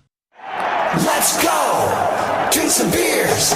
Mountaineer Grill and Pub! Conveniently located right off 81 at 214 Mid-Atlantic Parkway, Mountaineer Grill and Pub offers many daily specials, including happy hour 11 a.m. to 6 p.m. with $2 domestic bottles and $2.50 domestic drafts. Monday night is trivia night, Thursday night is wing night, and Wednesday and Sunday night is steak night. Let's go! Drink some beers! Mountaineer Grill and Pub! Welcome you back to the Mountaineer Pub at the Pulling for the Rams fundraiser. Nick Verzolini, Spencer Dupuis, now joined again by head coach Monty Cater and head coach Ernie McCook, the current head coach of Shepherd, the Hall of Famer Monty Cater, soon to be Hall of Famer. And guys, we're here tonight, obviously, for the Pulling for the Rams. Coach McCook, good to talk to you again. Go online to pullingfortherams.com, and they can purchase all sorts of packages to help donate, and the money goes toward the TB2 scholarship. That's absolutely true, yes. Last year we had a tremendous Pulling for the Rams event here in Martinsburg, and we've taken it now, kind of building it into the build up to the draft. And everything that we raise in this Pulling for the Rams event will go in the TB2 scholarship fund. So it's going to go back to our players. It's going to be in Tyson's name, and it's going to be pretty exciting, and it's a tremendous help for our football team. And you talk about going back going back to the team. It's basically the foundation you're laying that Tyson. We talked about this when it first got endowed, but the foundation for the future Rams. Yes, absolutely. And you know what? When Tyson won the Harlan Hill, there was a bunch of our alums that got together, and they had a lot of energy and momentum to create the TB2 scholarship. And we want to keep that thing going. And I think this is a great event where we're celebrating, the upcoming NFL draft and the potential for Joey and Tyson and Ronnie and Brian Walker, that they all may connect with the NFL team in the next 3 days. And kind of kicking this off with this celebration, and the event itself is pretty exciting. And I've been talking about it quite a bit. It's pretty crazy to see Tyson on ESPN and Joey's name in all sorts of articles, and even Ronnie was in a few mock drafts recently, and we know Brian has the talent and the ability to potentially, find a team as well. What's that like for you being the head coach to see 4 of your former players that all played together now getting so much buzz around the program? It really, as the pro day ended, and I had a chance, the NFL Network was there, and they were talking to me, and we kind of, in closing, really kind of summed it all up, is watching those guys perform on that day was pretty remarkable. But what really stuck to me from that day, is how each one of them cared how the other one was doing. Like, they all were trying to perform at their very best, but they really cared how well did Ronnie run, how well did Joey do on the bench, how accurate was Tyson throwing, how great did Brian run routes and stuff like that. And when you can have a culture of a football team that cares about one another and each other's success, I think that's what helps you win championships. So you wanted to have Coach Cater on for your interview because we know that you got some great stories. Of course, Coach is going to the Hall of Fame in December for the College Football Hall of Fame. So I guess I'll just turn it over to you, Coach. I tell you what, man, I've I guess been here 20-plus years, and Coach Cater hired me here. And he and I used to kid around with my wife. He was my road wife when we traveled together. He and I stayed together, at every hotel room. Coach, I'd take a single now. I said, I'm upgrading. What the hell? But Coach hired me here as offensive line coach in 1999. Gave me the offensive coordinator position the next year, and it allowed me to grow as a coach. And I'm so appreciative of all that he's done for me and my career, and really making it a great place to work and Shepherd a great place to be. Because of this guy sitting next to me, I was able to be a great husband, a great father, and develop as a football coach. And I'm very, very, very appreciative of him and our relationship that we have. And Coach Cater, what's it been like to see Coach McCook take over and have so much success with the program? Well, number one, I don't think there was. I want to hear this. Yeah, I don't think there's any doubt that the person that I wanted and that Shepherd needed to go ahead and be the head coach when I left, then Coach McCook, and he has proven that beyond a shadow of a doubt with all the success they have. But he's able to get good players. He's been able to go ahead and put his staff in. That's tough sometimes because everybody doesn't go ahead and keep their guys as long. I've been fortunate, and Coach McCook is probably the best example of that for somebody that has stayed with me for such a long period of time. But he's done just a super job. And I mentioned Coach Klein before too, because he has stayed for a long period of time and is still one of the key people for Coach McCook. But if you look at the success, I was kidding. Well, maybe I wasn't, but the third year I was at Shepherd was not a good year, and then you hear some rumblings, but we were able to get it turned around. But when Coach McCook got here, like he said, offensive line coordinator, assistant head coach for a lot of years, it did make my job a whole lot simpler. And I kid about him helping me keep my job. Well, he did. Well, he's been a great mentor to me for a long time. But the best thing is when I became the head coach, and of course, I think Coach put the ultimatum down, said, hey, I'm going to retire, but if you don't hire Ernie, I'm not going to retire. And I did. That's the truth. Yeah. All right, but so then I'm going through my first spring and winter conditioning as a head coach, and kind of getting to the summer, and I get a chance to hang out with Coach and talk to him for a little bit, and I'm telling him all these great things that I want to do. Like, hey, we're going to have great uniforms. We're going to practice on Tuesday, Thursdays, and Saturday mornings, and I start giving him a whole list of things. He goes, hey, man, why don't you just win a game first? I didn't do that. And I said, you're right, Coach. I need to focus on winning. And they have, and they do. So no, but we've all our stories. So some of them we can't tell on this, but there's times I could just tell you great things about this man, what a kind human being he is, how he cares about the kids, cares about the coaches that work for him, and he's the most deserving Hall of Fame football coach that I could ever imagine. just his longevity, his commitment to Shepherd University and this football program. He's got an awesome family, and you see it from his children's success. His daughter's a doctor, son's an engineer, and his wife is probably the real one in charge. Which she does mention that. Yeah. We're out here tonight, obviously, for the Pulling for the Rams fundraiser, and it seems like the Mountaineers really gotten packed up. Looking around, seeing some of your assistants out here. Chauncey's here. I've seen some other athletes as well. I think I saw a soccer player or two coming in, and what's it say just about the whole Ram family with all of the people out tonight and all the alums? It's awesome because what's been the key to our success is being able to have a culture of a football program that local kids want to come and play at Shepherd. And Tyson set that standard.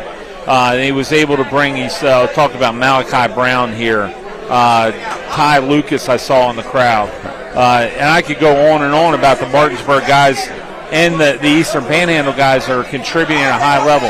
Last year we had Blake Hartman, who did a great job for us. Unfortunately, injuries have taken him away from football.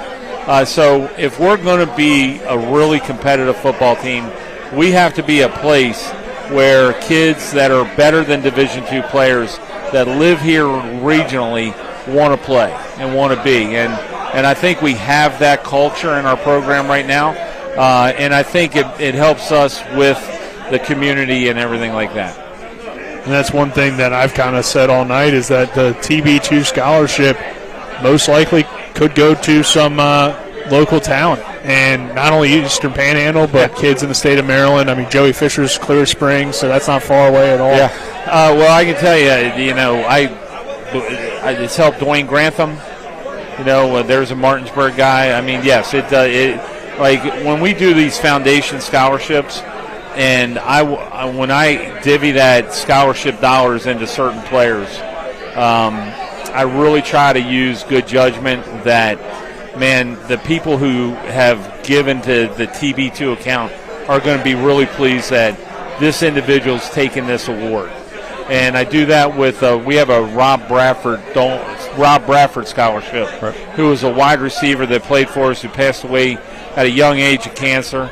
He had a bunch of his teammates come together and put together a scholarship. And I make sure that scholarship is given to a wide receiver that's a business major and has over a 3.0 GPA. Yeah, that's awesome stuff. Coach Cater, when you hired Coach McCook, what did you, see in him to make him hire on your staff? And I guess were you at all surprised that you guys coached together for so long?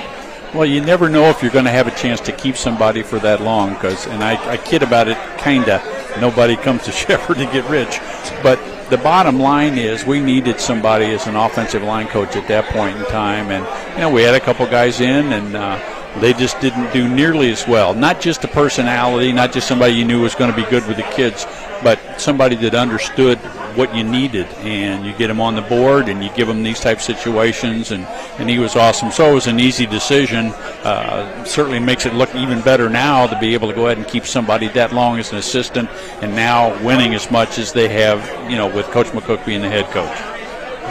I'll tell you about that whole deal there. All right, my friend Greg Boyce was the offensive line coach, and I think he was the offensive coordinator too, wasn't he? No, okay. We weren't going to let him call the play. Okay. No. All right, Boise was the O-line coach, and I was coaching at Frostburg State. He goes, hey, man, I'm taking another job. You ought to send me your resume.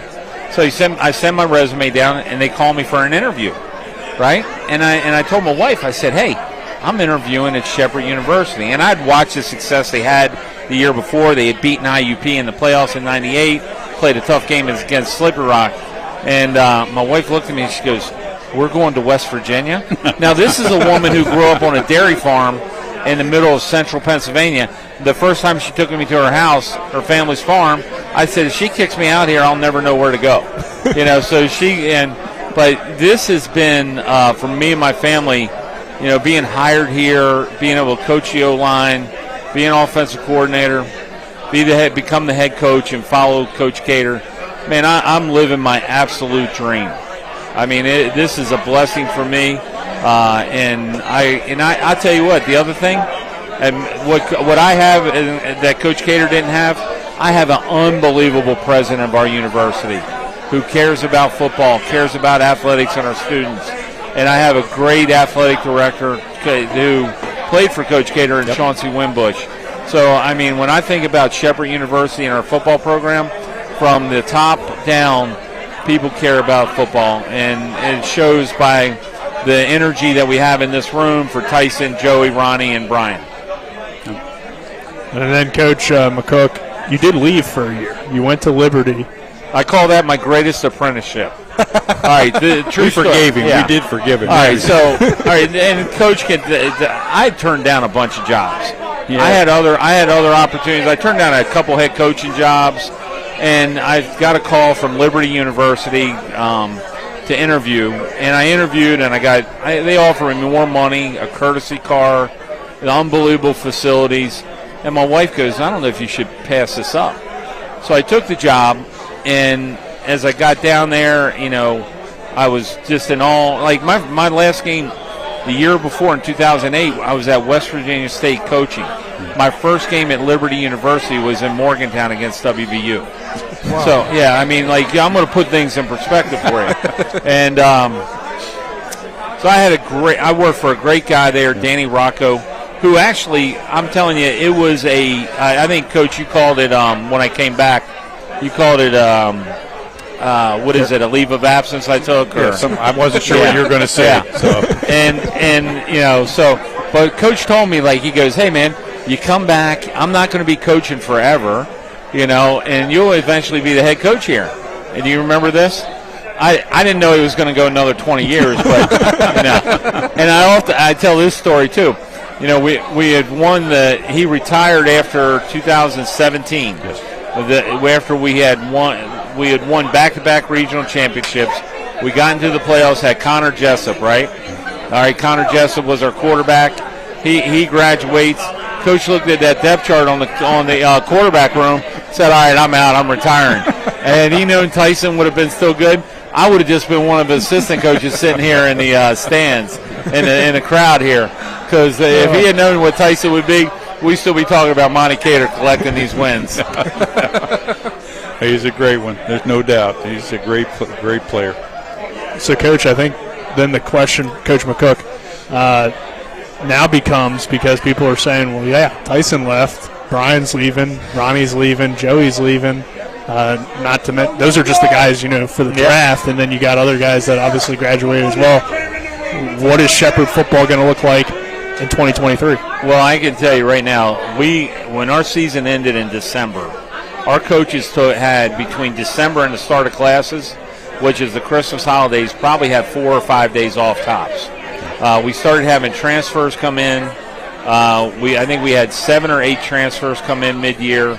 I think our coaching staff did a tremendous job in really finding the right transfers to bring in to help our program, which is what we're also going to do here in May. We'll still go after some transfers that are going to help our program, but we had a tremendous spring. I saw guys develop and grow. I think our defense is going to be lights out. I mean, I am really excited about Dwayne Grantham. I'm really excited about Harold O'Neal and JT Yalcome. I mean, the linebacking core. Nate Muley from Jefferson High School is going to be an outstanding player for us. Jack Baxter, who was injured last year, be back. I mean, in our safeties with Emilio Pena. I mean, our defense got a chance to be great. Then on offense, I really thought the development of our offense really progressed over the 15 practices the way we wanted it to. I like where we're at. I know we have a lot of work ahead of us. Our camp is going to be really important as we build for the home opener against Southern Connecticut. You talk about that offense, and the biggest question, obviously, who's going to replace Tyson? And it seems from what I understand, competition is going to breed success at that position this summer. We are going to have a tremendous amount of competition there, and I'm really excited about that. And you got to remember about, Shepherd University, in 2000, what was that, 21, we were everything. 21 and 22 was everything about Tyson, putting the ball in his hands, letting him make plays. But don't underestimate our ability to adapt our offense to the personnel we have. Exactly. I believe that with the right running backs in the room, we're going to have a great running game. with the right receivers and the guy pulling the trigger, we're going to be very balanced, and we're going to keep the defenses hopefully off balance. And you still, I know you're an offensive line guy. You returned a good bit of the offensive line from last year, so you have some experience up front as well. We lost two great ones in Adam Steele and Joey Fisher. But Brandon Carr has been a young kid, has been in our program. He really had a great spring, and James Bell stepped in at the center spot. You got Wyatt Pelicano, Don Reisner, and then Chandler Brown, who started as a redshirt freshman at left tackle, had a tremendous spring and is only getting better. So I'm really happy with that. We lost Brian Walker at tight end, but the young tight ends like Dustin Fisher is going to be a great one there for us. Brother, and Michael, right? we lost my son Michael. Yeah. So we lost two really good 21 and 11 personnel guys. But I like the room where we have Jack Rosnich, Brian Jester, Colby Strange, and obviously Dustin Fisher. And then you mentioned how you guys are going to go back to recruiting here in May. Mm-hmm. Does the money raised tonight, can you use that money to recruit in May? We need the money raised tonight if we're going to be good. So, hey, get it out there. Bid on those jerseys, footballs, pictures. FootballingForTheRams.com. Hey, for the right amount, I'll even have you. This guy will take you to lunch. What are we on? Can we win a lunch with Coach McCook? Yeah, starting to bid at $5,000. Yeah, absolutely. hey, Coach Cater and I will take any serious bidder to lunch for the right price. At least $5,000, right? Right. Okay, I'll take it. At least $5,000. Yes, sir. Not for me, though. You're good with that. I'll pull the I tab. can't start at that bid. Anything else you want to share with us, Coach, about either Coach Cater or just in general? This is a great night, a lot of fun having Coach here. Over there is Mike Jacobs, who was the athletic director that hired Monty Cater, and he's one of I think the only head coaches still alive are you and I and him, right? Yeah. So like all the head coaches that have coached at Shepherd that are alive right now are in this room to celebrate this program, which I think is a pretty cool deal. But when you look at the energy here, one thing you got to give to Travis Bajan, man, the dude is good at what he does. And he put this thing together last year. It was outstanding. He's doing it again this year, which I think is awesome. I love Lori Steele's effort that she puts in and her commitment to our program. So it's pretty exciting. We talked to her in the beginning of the show and just kind of the things that she was able to do once Adam came on, and the health and safety kind of things that she was able to help with, especially with the offensive lineman braces and things like that. Yeah, she did a great job with that. She's an unbelievable negotiator. All right, I'm telling you, like she was able to get prices knocked down and things like that. And she, when she got behind it, man, she is really good at what she does, and I really appreciate her efforts and what she's done for us. A lot of familiar faces out here at the Mountaineer. Come on down to the Mountaineer and bid on these things over there on the table that Colin was showing you. And what else? All the players are here now, I believe. Got some former players. I see Dylan Brewer in the house and some current players in the house as well. Yeah, so definitely come down to the Mountaineer Pub. And, again, if you can't make it tonight, pullingfortherams.com to donate. We're going to take another 2-minute break. On the other side of that break, we will probably be joined by the Beast again, or maybe one of the players. This is the Pulling for the Rams fundraiser on TV 10 and WRNR TV on YouTube.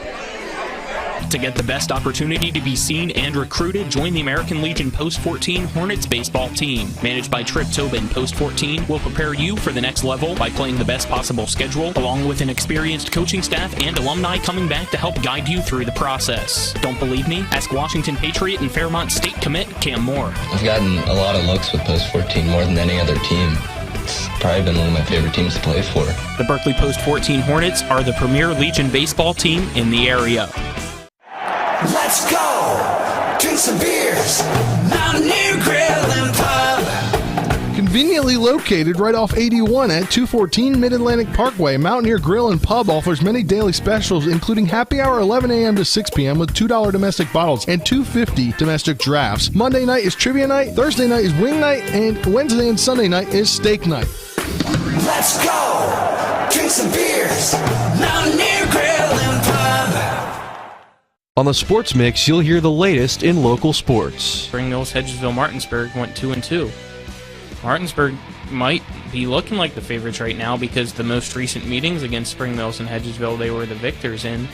But you never know. Any given night, these teams can win. Tune into the Sports Mix with Spencer, Nick, and Colin. Weekdays from 12 to 1 on Talk Radio, WRNR, FM 106.5, AM 740, TV 10, and streaming live on the TV 10 Facebook page.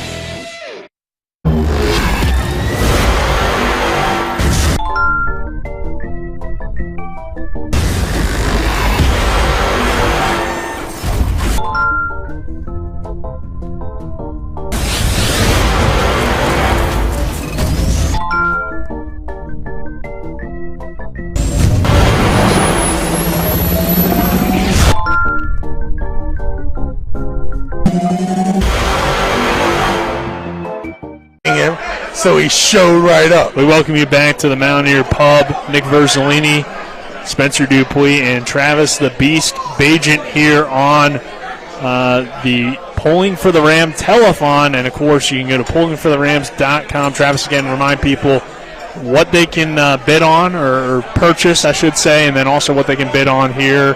And still, a little bit over an hour, I believe. Yeah, over an hour that we're going to be down here, an hour and 20 minutes still with Tyson, Joey, Ronnie, and Brian. And, of course, all the Shepherd legends, including Coach Cater.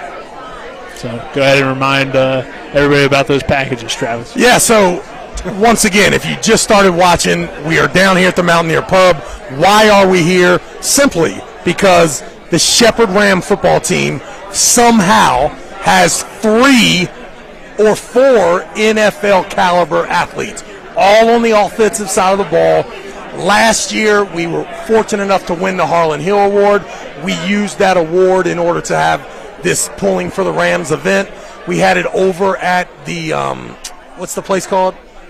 Where the train station? The Roundhouse. We were able to raise $55,000, ladies and gentlemen. So, fast forward 1 year later, what did we do with the money? We tried to even the playing field in the PSAC, trying our best to make Shepherd football a fully funded institution so that we can bring in the most quality football players. This year, Pulling for the Rams, we have the website up. You can use your credit card to grab a bunch of combination packages. So ultimately, the cheapest package is $100. It contains a signed Senior Bowl Tyson Bagent Panini football card. If you want to step it up a little bit more, we have 2 foot by 3 foot posters of Joey Fisher, Coach Cater going to the College Football Hall of Fame. All of those pictures are on pullingfortherams.com. We even have a $5,000 package. Justin Humphreys was able to grab one of those. He was the first one this year. We had about 4 of those last year that we sold. In that package, you actually get a SR1 Regional Final Four ring, along with the signed Tyson Bagent, Coach Cater helmet, along with the signed posters and videos, and, of course, the Panini card. So there are plenty of ways. Listen, if you're a Shepherd football fan, just know that we desperately need the funds to even the playing field and to keep Shepherd football absolutely super relevant here in the Eastern Panhandle. So any big bids for those footballs yet? It's been crazy. I just saw Larry DeMarco from Modern Renovations just walked in, brought his partner Sean along with him. I saw the $2,500 bid, and they made it twice. Once for the jersey and once for the football. So hey, that'd be something to definitely put in their office, so they want it. No doubt. And that's another thing, too. I think every bid that we get for any of the silent auction stuff, just know that it will be a personal mission of mine to put a Tyson Bagent portrait and or a Tyson Bagent poster in every business in the Eastern Panhandle. Why not? So that mission will begin the day after this fundraiser. And just to make things clear, if you don't have the money but you still want to donate something, you'll take $1, $2. 100%, yes. Just and listen, you can just do that online. You don't have to purchase something if you don't have that You do not money. have to purchase anything. And listen, if you hit me up privately, we can negotiate with everything. So your credit's good with me. We're like Aaron's Furniture. You can give me $25 a week for the rest of your life. You pay the money. weekly, All the money will go to the TB2 Scholarship Foundation in order to get amazing players like Big Joey Fisher, who I believe is ready to come up here and join the thing. Are we about ready for? Hey, a we about question ready for Joey? Before that, is Tyson's thing still activated on the contact thing where you can go in there and say when he's going to be picked, or even Joey Fisher? 100%. All you have to do is go either to the TV10 website or the Pulling for the Rams. You give us the name of the athlete and the exact pick that you think that he's picked. If you're correct with any of our athletes, we will give you that $5,000 package for free. All you have to say is Joey Fisher, pick number 11 overall. If, in fact, Joey Fisher is pick number 11 overall, you get the $5,000. Is that a hint? Just know that that's where my money's going. 11th pick overall. I'll tell you what, though. Every day it's something new about Joey Fisher. Yeah, man, it's been great to hear my name in the media. Like I said, I'm really excited to see where everyone goes over these next couple of days between Ronnie, Brian, Solo, and Tyson and me. I'm excited, and it felt like it's been kind of going by quick, but now the time's kind of slowing a slow tick. I'm excited it starts tomorrow. What have these trips been like? Because I know you've been taking some trips. Yeah, it's been surreal. Be able to go out and see the big dogs. Be able to see the guys at the next level. Potentially, like I said, what you're walking into. Meeting the GMs, coaches, players. It's been an exciting experience, be able to go out and travel, see the world, and just kind of, like I said, kind of soak it all in before this time starts. I think it's interesting, Joey. I talked to you, I don't know, maybe week 3 of the season or so after, I believe, the Edinburgh game, I think it was, when Ronnie had over 200 yards, and we wanted to talk to you because we hadn't talked to you yet, and, of course, the offensive line has a big factor in that, and we said, maybe you'll have a shot to play at the next level. But really, I mean, since that day and since the pro, or I should say the NFLPA Bowl and then the Senior Bowl invite, it just seems like your name has risen very quickly. And what's that been like for you to, I guess, experience all this as it went from maybe a long shot at the beginning of the season that you probably get a free agent visit, and now you are looking like going to be drafted? Right. Like I said, I'm really grateful for the opportunity I got. I kind of stuck my nose to the grind, kept working, kept doing what I had to do to, excel myself in the draft stock. Come out and every day put the work in the games.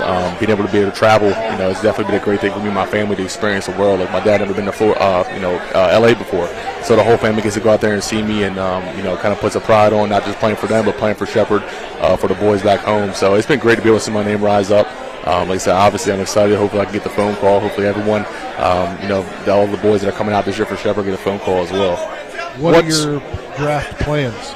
We've heard grades anywhere from the second day to the third day. So, have a small get-together with some immediate family Friday.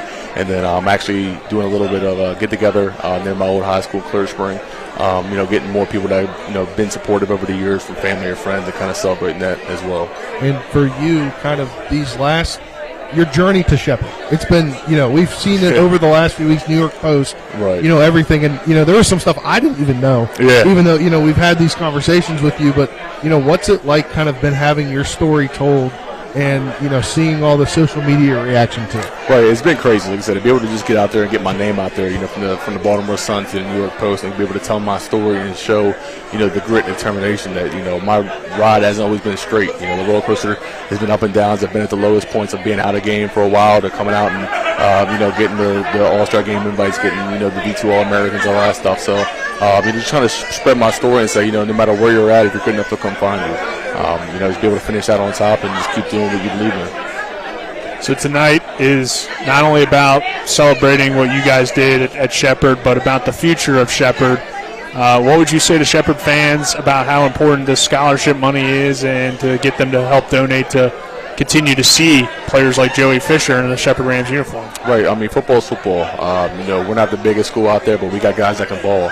I'm really excited now to be able to step back from the game of Shepherd and be able to watch the guys that I played with and watch them develop over the spring. To fall away from the young guys to the guys that have been, right behind me in my depth chart and Tyson's depth chart. So to be able to come out and just watch the team, man, it's really going to be important. To get the money out there, be able to give these guys an opportunity to put their best foot forward, and hopefully from here on out, we're putting in guys in the NFL each year. Like I said, hopefully we were that stepping stone, that foundation. Say, hey, listen, we got 3 to 4 guys that can come out and make it to the next level. Let's see how many more guys we got in the in the chamber. And to have so many guys be a part of this process with you, and with you and Ronnie too. I mean, you guys have the same agent, so you're making a lot of the same trips. You both went to the PA Bowl, and all 4 of you, I believe, all went to Baltimore and DC for those meetings as well. What's it like to have your teammates going into this process with you, knowing that you're just a small school products, but you all have proven that you have an opportunity to play at the next level? It's great. I mean, we're changing the name of the game. I mean, you hear all these FBS school guys. We were to go out and produce and show, hey, listen, even though we're from Shepherd, we're right there with the same caliber that the guys from Notre Dame, USC, all these guys that have big schools and from the big FBS programs. We're here to play too. Like I said, in the end, football, and the guys that can play are the guys that make it to the next level and excel. Like I said, being able to go with these guys. Like I said, we went to Washington, had all 4 guys there. That was fun. It kind of takes off that anxiety factor. Hey, listen, I'm a solo guy going in. What do? I know one of the guys were there that were visiting with us. Like, man, what is this, a junior day for you guys? And we're like, yeah, man. I mean, like I said, we rolled strong through there. Like I said, got the experience together. It's memories that we can continue to make even off the field to better our friendship and stuff like that. I have a question real quick, guys. So, Joey, you go to the PA game. You show out, you get invited to the Senior Bowl. How did you know your hand was in trouble before you got the invite to the Senior Bowl? No, so, I got the invite Thursday. I got a call up after having, a pretty good week, dominant week up to the PA game. I got the invite Thursday. You get the invite on Thursday. Right. Nagy calls. Yep. Calls you, says, hey, you've been dominating here at the PA game. My people say that you're one of the guys. Were there more than one guy? How many guys? I think it was a small handful of guys. I said less than 5 guys got the call. Okay, so less than 5 guys get the call from the PA game to come to the Senior Bowl. You then, all day Friday, you're telling your family that's out there that now you're headed to. That we're going to be going to the Senior Bowl. It's one of them tough decisions where we had to say, hey, listen, I'm already invested. It's Thursday. I've been here a while. My agent, Jim Nagy, and then Dane from the PA game, all the organizers there have great relationships. They kind of all 3 talked about it and spit it back to me and say, hey, listen, you're already invested here. What is 2 series going to hurt? And of course, like I said, I'm all about loyalty. I had the calls too about transferring out, and I chose Shepherd to stay with here and just roll through it. So that's my motto going in there. They gave me an opportunity, so I'm gonna roll with them. And then of course, sadly, football happens. It was a freak accident. Ended up doing some damage to the hand, but still got to be able to go to the Senior Bowl. Like I said, it was crazy. Going, leaving Ronnie Brown to going and staying in the same hotel room later that night with my quarterback. Nice. That's a cool experience we get to have together and be able to tell our kids later on down the road and family down the road that, hey, listen, that's my boy. We stayed at the Senior Bowl together. So my question to you is, you get back, your hand is messed up, you go right back down, and so what exactly was the diagnosis? So it was a fracture in the 4th metacarpal. And what's the layoff on that? So on that one, like I said, back to the Senior Bowl, we had a chance of opportunity of actually playing, clubbing it up. But the way that we ended up doing further X-rays, further discussions, and with the bones lined up the way they were, we didn't need any surgery. So we were trying to stay in the cast, roll with that. That was one of the choices we chose to do with the safe route. Be healed before pro day. So you get down the X3, you can't bench, right? You got this hand messed up. 5 weeks later, 6 weeks later, we're at the Shepherd Pro Day. You bust out 40 reps at 225. Right. My question to you is, without the injured hand, what number could you have put up in your opinion? Like I said, that's been talked before. I'm thinking breaking the combine record. I think with the hand issue there, it kind of stumped me from the combine. End up coming there, hitting 40 reps. I'm happy with it, but it's not where I wanted to be. And the record is 51? I think so, yeah. Like I said, when I went down to January, we did pre-testing. They stopped me at 31. So like, whoa, hang on, let's stop here. So, like I said, getting 40, like I said, not being able to invite to the combine, put a little bit of chip on my shoulder as well. But then again, also gave me the blueprint, the foundation of, hey, listen, I might have to run this, be the first in this position, I need the bench just to be first in the nation. So that's something I stuck to, ran through the blueprint, trained as much as I could after getting the cast off, and it paid off well. Well, I can tell you a story right when, and I don't know if you've ever heard this or not, but right after we found out there was no football because of the COVID year, I have a meeting with Coach McCook, and I can tell he's a little concerned. I'm sure he was. Probably had the same conversation with your parents about just hanging in there and not being so quick to move up or try to find something else where they were playing football.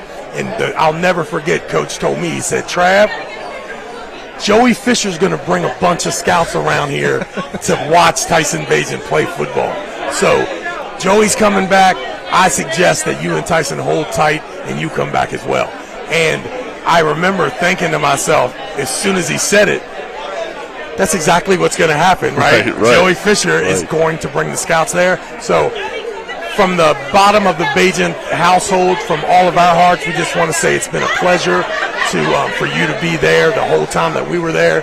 You've done an outstanding job, and we wish you the best of luck. There's no doubt in my mind that we're going to hear your name get called, and I just want to be the first to say thank you for everything. I appreciate that. And I also would like to apologize. I was a little aggressive about our rematch.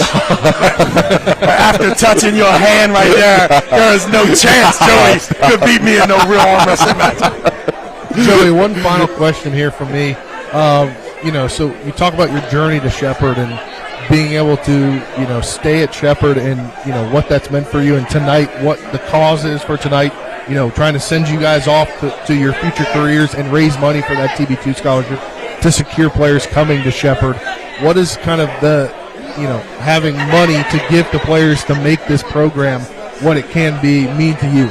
It means a lot, to be able to come back and, do a deep dive in the roots, somebody that's gave us opportunities, as we, indulge in this next chapter of our lives, if we get financially able to come back and even just come back and be able to spread the knowledge, spread the money to get these guys here. Like I said, we're just doing our tasks that we were doing on the field, off the field now. So I'm definitely excited for that standpoint. I'm assuming all the guys have the same mindset of being able to give back what, we were given to begin with. Just like I said, do our due diligence and be able to come back and be a Shepherd Ram. All right, Joey. Well, thank you for your time. We're excited for the weekend. Hopefully we hear your name along with your teammates this weekend. Best of luck to you, and we appreciate you joining us here tonight. Well, thank you guys for having me on. Joey's actually going to stay on, and we'll have him here. Chauncey will be there, and we'll always have two of you here, and we'll start rotating. Sounds good to me. All right, let's take another 2-minute break. We'll be joined by Chauncey Winbush on the other side of this break. This is the Pulling for the Rams fundraiser on TV10 and WRNR TV on YouTube. Again, go to pullingfortherams.com to donate and help Shepherd football stay at the level it's been at over the last few years and continue to get better. Hopefully bring home a national championship. We're back in 2 minutes. Remember when you were a little kid and saw your first deer? Oh, how cute. As an adult, maybe you've had a different experience. Where'd that come from? Bambi mess up your dream machine? Call Cody's Auto Body today at 304-901-4777 and get the work done right the first time. Cody's Auto Body, 851 Wilson Street in Martinsburg, has a team of auto body professionals with a lifetime of experience putting your ride back together again, regardless of how it got that way. Cody's Auto Body. Let's go! Drink some beers! Mountaineer Grill and Pub! Conveniently located right off 81 at 214 Mid-Atlantic Parkway, Mountaineer Grill and Pub offers many daily specials, including happy hour 11 a.m. to 6 p.m. with $2 domestic bottles and $2.50 domestic drafts. Monday night is trivia night, Thursday night is wing night, and Wednesday and Sunday night is steak night. Let's go! Drink some beers! Mountaineer Grill and Pub! This is Eric at Hagerstown Ford. Over the last decade, the way we buy things have evolved. Now, you get on your phone, click Want It, and it shows up at your front door. At Hagerstown Ford, it is that convenient. We've changed the car buying experience on the I-81 corridor forever. And with a return policy better than Walmart, there's absolutely no reason to buy a new or used car, truck, or SUV anywhere else. Just like Amazon, Hagerstown Ford will deliver the vehicle to you, where you are, and on your time. And if you don't want it, return it. No questions asked. Why waste your time at a car dealership playing the dumb back and forth games? Besides, we hate it more than you do. I assure you, No dealership from Winchester, Virginia to Washington, D.C. will beat our price. No dealership from Chambersburg, Pennsylvania to Baltimore, Maryland will beat our price. And no other dealership will allow you to return it if you don't want it. Hagerstown Ford absolutely provides the best experience at the best price. Visit HagerstownFord.com to schedule your VIP experience. Click on the vehicle you want and get your new ride delivered to you at no risk. See dealer for details. Back here at the Mountaineer Pub at the Pulling for the Rams fundraiser, helping Shepherd football try to raise money to go toward the TB2 scholarship. To donate, you can go to pullingfortherams.com. Nick Verzolini alongside me, Spencer Dupuis, Joey Fisher are going to stick around with us, along with Athletic Director Chauncey Winbush. And Chauncey, what does this money mean for Shepherd football, and how did they, I guess, how does this help the team moving forward? Yeah, at the end of the day, any funds that we have coming in, going toward football should help from a scholarship standpoint. We've set a tremendous bar from a success standpoint, and we need to keep that going. And the way that we do that is through fundraisers like this. And tonight we're obviously celebrating these 4 great Shepherd Rams football players that all have a shot at making it to the NFL. You played football at Shepherd. What's it like to see all this attention around the program and the school? That's got to be pretty crazy. It's absolutely amazing. I really just appreciate, Joey and these guys letting me hang out with them and travel and all that stuff. I just want to stay out of the way and make sure that I'm trying to help out in any way that I can. But what it means for the university is, continued branding, continued just notoriety for our institution, and most importantly, our football program. What's kind of the last, you can really compass this into like a year and a half to, kind of that 2021 season with, scouts coming on campus and just the pro day this year with, almost every NFL team being there. What has that kind of been like from an athletic, administrative kind of thing, like knowing, hey, this is what we're doing here at this small college in Shepherdstown, West Virginia? Again, it's just really great to be a part of it. Again, I'm just kind of on the outside looking in, just making sure that, I can hopefully support our student athletes, our coaches, in the best way that I can. And I know that it's just amazing for, everybody that's associated with our university, with our football program. It means the world to continue to be talking about Shepherd football in April. That doesn't typically happen. So this last year and a half has really been wonderful. It's been a great ride. And Joey, for you, coming out of high school, I believe you originally were going to go to Maryland, but things didn't quite work out, and you ended up here at Shepherd. What has this ride been like for you at Shepherd, and how much has not only Coach McCook and the staff, but the administration done for you? Oh, it's great. Chauncey's like, we treat him like one of the guys. He's always on the field talking to us, coming down. Everybody's got great respect for him, not just from the players, but from the coaches' perspective too. Getting the opportunity to come back and getting a second chance to come back and play football, Shepherd allowed me to do that. I owe Shepherd everything. They gave me the platform to step on. I even got Shepherd tattooed on my arm. Engraved that in my arm sleeve here. Like I said, I'm embedded. My roots are here. I got a little brother here that plays too, so I'm definitely going to be able to be back. Supporting him, supporting the rest of the team, and seeing how these guys and the little school of West Virginia can keep going to this Pennsylvania conference and showing out.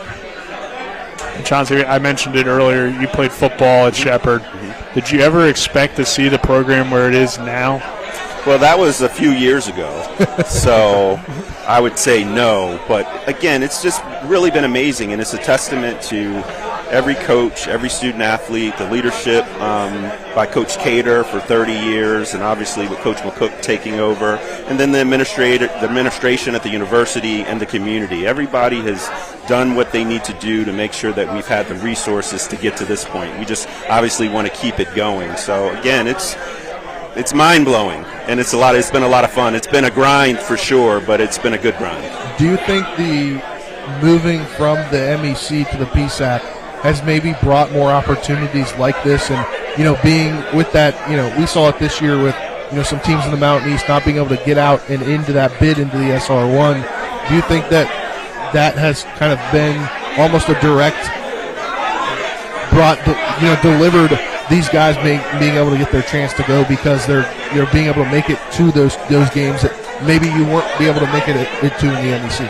Well, I mean, obviously it was a challenge when we were in the Mountain East Conference because typically there was only one team that was coming out of it, and that was whoever, won the conference. But you move into the PSAC and you're regularly getting 3 or 4 institutions in. I think the first year that we were in, I think we had 2 losses, and we still made it into the playoffs. So I think that move into the PSAC has been great for obviously the football program. And, we're playing, quality competition week in and week out, and that's not a shot at the Mountain East Conference. It is what it is. So I think the move has been really great for our institution and specifically the football program. And you mentioned Coach Cater. You played for Coach Cater. He's one of the other people that are kind of being celebrated tonight along with the draft-eligible players, but him going into the College Football Hall of Fame is, awesome, I'm sure, and probably really cool for you as well, having played for him.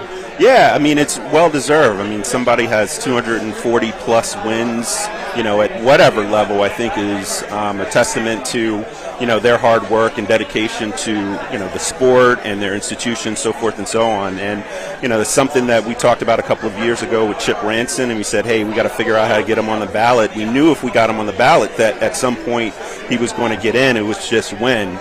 And we're just really excited that he got the nod this soon. Joey, were you familiar with the Shepherd program growing up? Yeah. Actually, one of my high school coaches played linebacker here, Luke Benchoff. He actually is one of the guys that actually introduced me to Coach Cook, gave me his email, and that's what started this whole journey from where I was at too. So, I know everyone here gives Coach Cater much respect. The whole coaching staff is where is awesome. It gets us to where we need to be every year.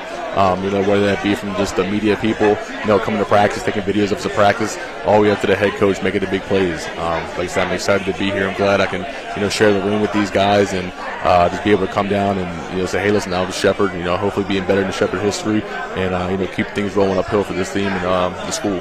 And Coach McCook being an offensive line coach, right? I'm sure that helped as well. Yeah, it was big, man. I mean, me and Coach's relationship goes on the field strong, even off the field strong. I mean, you ask any of these guys at practices, doing the interviews at practice with the guys, what does Coach McCook's number one talk about? And it's that dog we end up buying from us, Rottweiler, end up getting from us. So, like I said, I mean, during COVID, I had Mike over at my house working out in my home gym. Had guys over. So, I mean, that whole family is just near to my near and dear to my heart, and near and dear to the hearts of the Shepherd program and the school as well.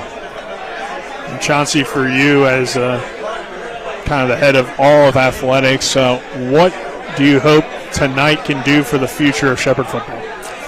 Again, it's all about branding. It's all about awareness. We need to, continue to make sure that people know that just because we're having success, that doesn't mean we don't need support. So we need financial support for scholarships for incredible young men like we're celebrating tonight. We want to continue this for years to come, and it's going to take resources outside of what the university and the state are able to provide. So we need those dollars. We need them. I think the battery might have died on your microphone there, potentially. You got me now? There we go. All right, so, one thing that we talked to Coach McCook about, and I think that you can see going, representing SR1 and going into these Final Four games is just what across the country in D2 has, and you saw that, this year when you're at the Colorado School of Mines, and, how does that as an AD make you kind of want to be able to get entrenched in fundraising and be able to build things up to have a caliber program that can compete year in and year out and host games and, be on that top tier and attract those guys that are fringe guys? Yeah, it's really opened our eyes traveling to, Michigan last year or 2 years ago and out to Colorado last year. I traveled to all the PSAC schools. I've also been to a bunch of the Mountain East Conference schools. But when you go to these schools that are fully funded, you see their weight room, you see their stadiums, you see their locker rooms, you see the number of student athletes they have on their rosters. You know that you're, playing with the best of the best. And, unfortunately, we haven't had a lot of success at that level. So, 36 scholarships is the max. All of those institutions that are getting to that point and winning national championships, they're fully funded. We're probably at about 25 or 26. So we have a lot of room for growth. It's great that we're having the success and we're getting to this point, but at some point we want to win that thing. We want to win it. We want to win a national championship and bring that back to the university and the Eastern Panhandle, and it's going to take resources in order for us to do that. And Joey, for you mentioned earlier in the last segment about your brother Dustin playing still at Shepherd, and to get to go through this process with your brother. We've talked about it with Tyson a lot because of obviously him and Ezra going through kind of a similar process. What's it been like to kind of have your whole family involved, but also your brother being a football player at Shepherd and getting to play with him, and then, of course, kind of him being able to be a part of your draft process? Right. It's a lifetime opportunity. People dream about it. I was one of the lucky guys that got to be able to live it. Whether that be from, staying together in the dorms during summer camp to, going through them workouts, going through them practices, to finally having it pay off during the season where we're staying in hotel rooms together, you're traveling with them. Being able to create memories with, the friends around them. Like I said, even with my brother, like I said, it's almost like kicking back to childhood vacations when we go away. And like I said, it's also a big family thing to be able to make the whole family travel. Going out to Michigan, having our fiancés, our girlfriends and family flying out to Michigan to watch us play, and then turn around the next year and have them fly out to Colorado.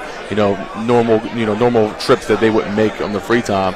Just brings our family together, and just be able to make memories with my brother is definitely a fun and great experience. Like I said, I was happy while I could, and got to be able to play with him. But now I get to watch him from the outside on his journey and how he gets to separate and be a solo at the university, and how he developed into a man. Talk about your brother. He just walks in the door. Yeah. So his sister had a softball game tonight, and right down the road. Right down Hedgesville. So they ended up making it when they could. So I told him, hey, swing by. The place is popping. It's great. Like I said, also back to that, going back to back. I hope the same thing happens next year, but they take it one step further, get to that final championship, and like Chauncey said, bring one home. I feel like this is going to be the stepping stone. Made it back to back. We just need to get over that, a little bit of that push to get over the edge. Chauncey, anything else you'd want to say to the Shepherd fans to help them or why they should donate tonight? Yeah, we have a great institution and a great football program led by a really incredible coach. We get an opportunity to work with really incredible young people on a daily basis. We don't take that for granted. It's a real blessing. And again, we want to be successful. We want to bring the excitement to the Eastern Panhandle, outside of some of the local high schools. And we need those resources in order for us to maintain that success. We are representing the Eastern Panhandle in the state of West Virginia, and we want to continue to do it the right way. And again, it's going to take resources to do that. So. Yeah, I got one final thing. Kind of, Chauncey, how does it feel to, being entrenched in a community, knowing that, the best to ever do it at Shepherd's come from the local community? That's great. That's what you want. I think any institution or area, they want their local talent to stay home and be successful. And, we've been able to do that with, obviously Tyson and Joey being, from the local area as well. That's what you're looking for. You're looking for those kids that want to be here and be a part of the home team, if you will. And we've been fortunate to have some kids make that decision, and look how it's turned out really well. Joey, anything else you'd like to share about either the draft or just, a final goodbye maybe to the Shepherd fans here tonight? Yeah, it's been a great experience. It's been a great 4 years here. Like Chauncey said, the community's great. Maybe we don't show it a lot, but a lot of the players do appreciate being able to go out, walking the streets of Shepherdstown, and people stopping us saying, hey, man, congratulations on the last game, congrats on this and that. So, like I said, I'm happy to be a Ram. I'll be a Ram for life, be able to come back and give my support in every which way possible. And like I said, just thanks Shepherd University, Chauncey, and the coaching staff for taking me in. Well, like I said earlier, we're excited for you. We hope everything goes well this weekend, and don't be a stranger. Come back soon. Yes, sir. I got you. I appreciate Once you a guys. Ram, always a Ram. Yeah, it's the slogan, baby. Roll with it. All right, we're going to take another 2-minute break. Not certain who we'll have on the other side of this break, but that's why you want to stay tuned. Again, donate at pollingfortherams.com. You can bid on footballs.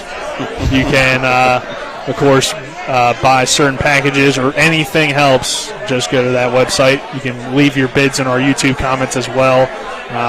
We're going to take a 2-minute break, and we'll be back with more on the other side of this break. This is the Polling for the Rams Telethon on TV 10 and WRNR TV on YouTube. Not sure where to go or who to trust with your flooring project? And start with Trips Flooring, proudly serving the area for more than 25 years, specializing in floor sanding and refinishing, along with installation of new flooring, including hardwood, tile, vinyl, laminate, carpet, and the hottest trend in flooring, luxury vinyl, tile, and luxury vinyl plank. Are you on a budget? Check out their warehouse, cash and carry, or call 304-229-7009, or visit them online at tripsfloorsanding.com. You need to keep your vehicle in good working order, but car and truck repairs can be very costly. Bears Repair in Martinsburg performs all kinds of auto repairs at prices most often well below their competition. Bears Repair offers tune-ups, oil change and lubrication, small and large engine and transmission repair, wheel balancing, front-end alignment, exhaust system replacement, air conditioning checks, auto inspections, and new tires. Stop by for a free estimate at Bears Repair, 904 Winchester Avenue in Martinsburg, phone 262-0208. Bears Repair. We are excited to announce that Comparion Insurance Agency, a Liberty Mutual company, will be at the 26th Annual Home Show on March 25th and 26th at the Martinsburg Roundhouse. Comparion Insurance agents and Martinsburg residents Glenn Mocker and Chad Williams have access to many insurance companies, allowing them to find the right coverage at the right price for you. From home and auto to life and pet insurance, they have you covered. Be sure to visit them at the show. If you can't make your way over to them, give them a call or send an email. They can't wait to meet you. Let's go! Drink some beers! Mountaineer Grill and Pub! Conveniently located right off 81 at 214 Mid-Atlantic Parkway, Mountaineer Grill and Pub offers many daily specials, including happy hour 11 a.m. to 6 p.m. with $2 domestic bottles and $2.50 domestic drafts. Monday night is trivia night, Thursday night is wing night, and Wednesday and Sunday night is steak night. Let's go! Drink some beers! Mountaineer Grill and Pub! Welcome you back to the Mountaineer Pub here on the Pulling for the Rams fundraiser. Nick Verzolini alongside me, Spencer Dupuis, and the Beast is back, Travis Bajent. Travis, again, I feel like I ask you this every time, but that's because that's what we're here for. Yeah, 100%. How do you donate to Shepherd Football? Super simple. Right here on YouTube, if you're watching this, just jump on there and give us a message and say, my name is Travis Bajent. I'd like to donate $10 to the Shepherd Foundation or the Shepherd Football Pulling for the Rams. If you want to get a little more, if you want something back, just go to www.pullingfortherams.com. We have a $100 package, a $500 package, a $1,000 package, and a $5,000 package. Or you can get in your car and drive down here to the Mountaineer, get a photo with Coach Cater, get a photo with Joey Fisher and Tyson Bajent, and hey, listen, for extra $50, you could get a picture with the Beast. And I know all y'all been seeing all that legit arm wrestling footage here on ESPN and on the NFL Network. And listen, these people are taking pictures for free. Yeah, at $20 every time you see that photo go off, right? But the most important thing is that we do not stop trying to make sure that Shepherd Football remains the dominant program here in the SR1 region. I got a question. Yes. Is Jim Joey's dad's name? Yes. He wanted to know on YouTube. He's here now, but he commented on YouTube. I'm assuming while he was watching his daughter play softball. What is Ronnie Brown's jersey going for now? Ronnie Brown, I saw the biggest bid over there. There's 3 Ronnie Brown jerseys we have access to, so just know we will take the 3 highest bids. I saw one bid for $1,250, and then I've seen 2 bids for $200. There could be anything in between there, but I would say anywhere over $200, and if you want to guarantee one, get over $1,200. All right. Very good. But I tell you, hey, listen, Ronnie Brown's going to score a touchdown in the NFL. Yeah. I'm just telling you that speed translates everywhere in the world. And I think I saw today a draft review that said that Ronnie had moderate quickness. And I'm like, moderate? Yeah. And I was thinking to myself, even an NFL guy, in my opinion, one-on-one, Ronnie Brown in the open field against an outside linebacker, I don't think that guy's going to have an easy time tackling Ronnie Brown. I saw one, and this was months ago, and it probably wasn't updated, but it said he didn't have breakaway speed. And I thought, I don't think they've seen him run. It's so funny, too, and I don't care what you're 4.4, 4.40, 4.38. That's all faster we see when someone's chasing Ronnie. right? I mean, and the confidence of Ronnie getting that step on someone. It's been a beautiful thing to watch. I remember Ronnie was a true freshman. We're at Clarion, and he catches a ball out of the backfield, and immediately the guy who's trying to tackle him, Ronnie looked past him 20 feet, and that guy had no chance of tackling him. And I looked at the people beside me, and I'm like, yo, I think that guy's the best running back on the team. And you got to know that room was shared with Glover, and a bunch Ty Hebron. Ty Hebron, a bunch of good backs. But to me, even as a true freshman, Ronnie showed glimpses of being what we all know now is the best running back I've ever seen on Tyson's team. Ronnie Brown. And it's funny to read those scouting reports on the Shepherd guys, and of course, they probably don't pay any attention to it, but I know you probably have read a few here and there. And you thousand. Yeah. And you go on like NFL.com, and I think they have like their different breakdowns of everybody that was at the combine, and they have like different scoring, and for some reason they gave Tyson's production score low, and that didn't make any sense to me because I thought he just broke the record for touchdown passes. How much more production can you get? There's no doubt. And it's so funny. I feel like great timing that there are keywords and situations that they just start cutting and pasting when they get past the second round. It just seems like a tough gig. It's like, let me just throw, there's 100 things they can say, and they just grab them from different parts and put them in there. It's in the contradictions. You'll hear them say, he doesn't have a strong arm, and then 2 seconds later, well, the good thing is he has a strong arm. I'm like, okay, this is great. How are you feeling? I feel great. How is the arm? Is it strong? Tremendous. Electric. So we're now joined by Tyson Bajan, in case you didn't already know. Tyson, obviously the draft starts tomorrow. First of all, we're here tonight for your scholarship, essentially. The money tonight goes toward the TB2 scholarship. What would you say to Shepherd fans that are looking to donate tonight? Why should they donate to the scholarship? I think any scholarship, let alone being a football scholarship with it having my name on it, I think it's a good thing for all the kids and athletes and non-athletes that are, looking to, further their career in college. I think going to college is less and less attractive as the years come on, so being able to have another incentive to give kids and to help keep the Shepherd legacy alive is a good thing. And I'm just blessed that, and grateful that it's got my name on it. And Tyson, a big weekend, obviously, for you. We talked a lot with your dad this last couple of weeks about the draft. But for you, what, I guess, is your plan for the weekend, and how are you, and what are the things that you're hearing about where you could potentially land, or when, I should say, you could potentially land?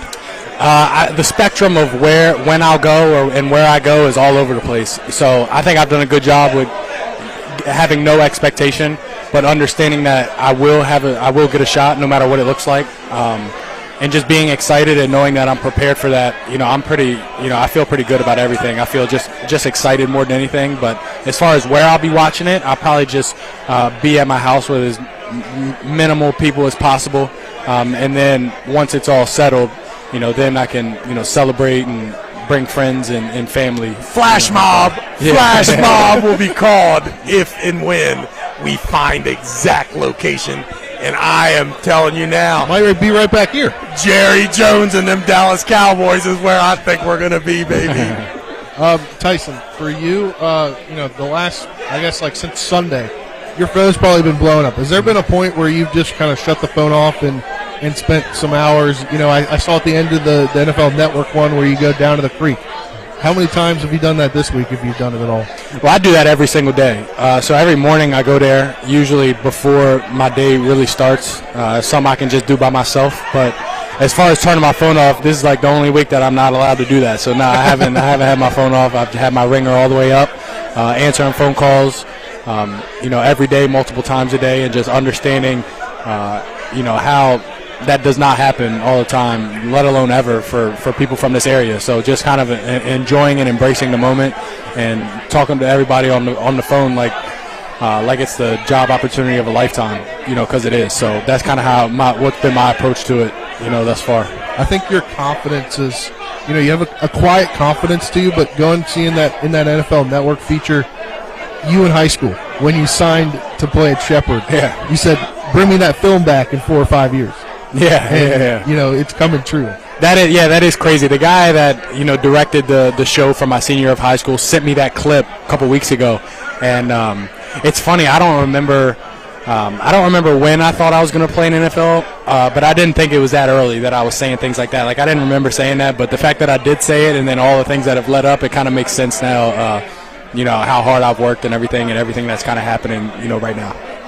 And I accidentally turned myself down.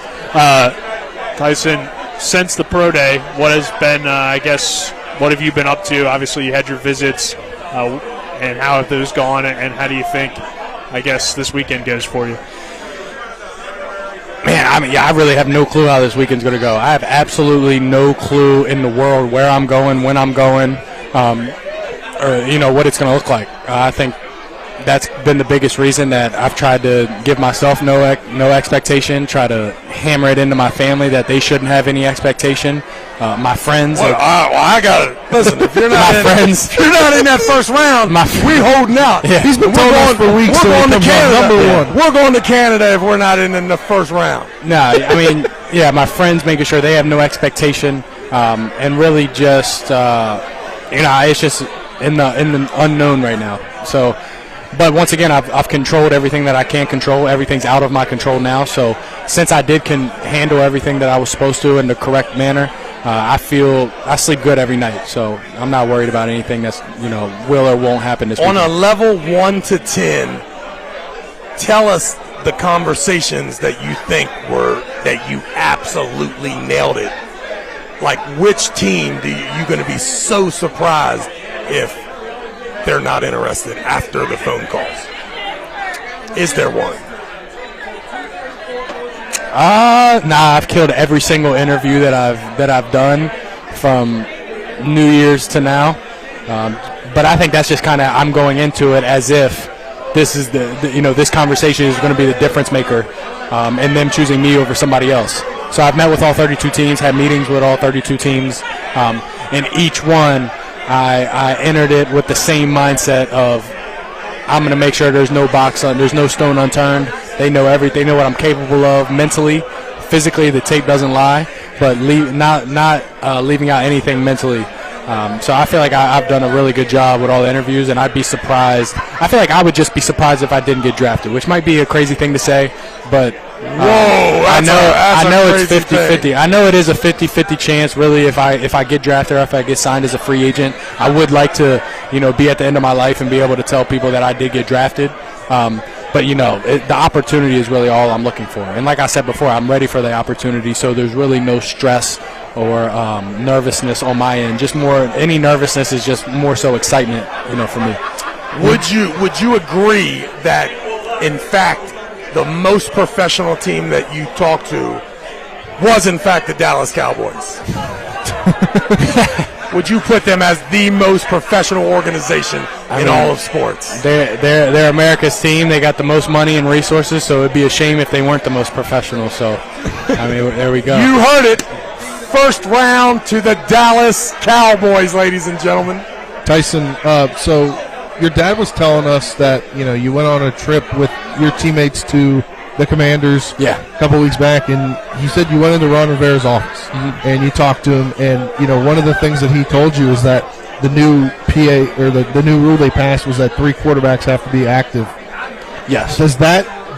How much does that make you feel, knowing you've seen a lot in the last few years? Teams are only carrying 2, but now they have to carry 3, so there's more opportunity for you out there. Yeah, it's good. It kind of just plays into the whole, the success of the XFL, the success of the USFL, the new law, the new rule about needing 3 active quarterbacks just because of what the 49ers had to deal with in their playoff loss.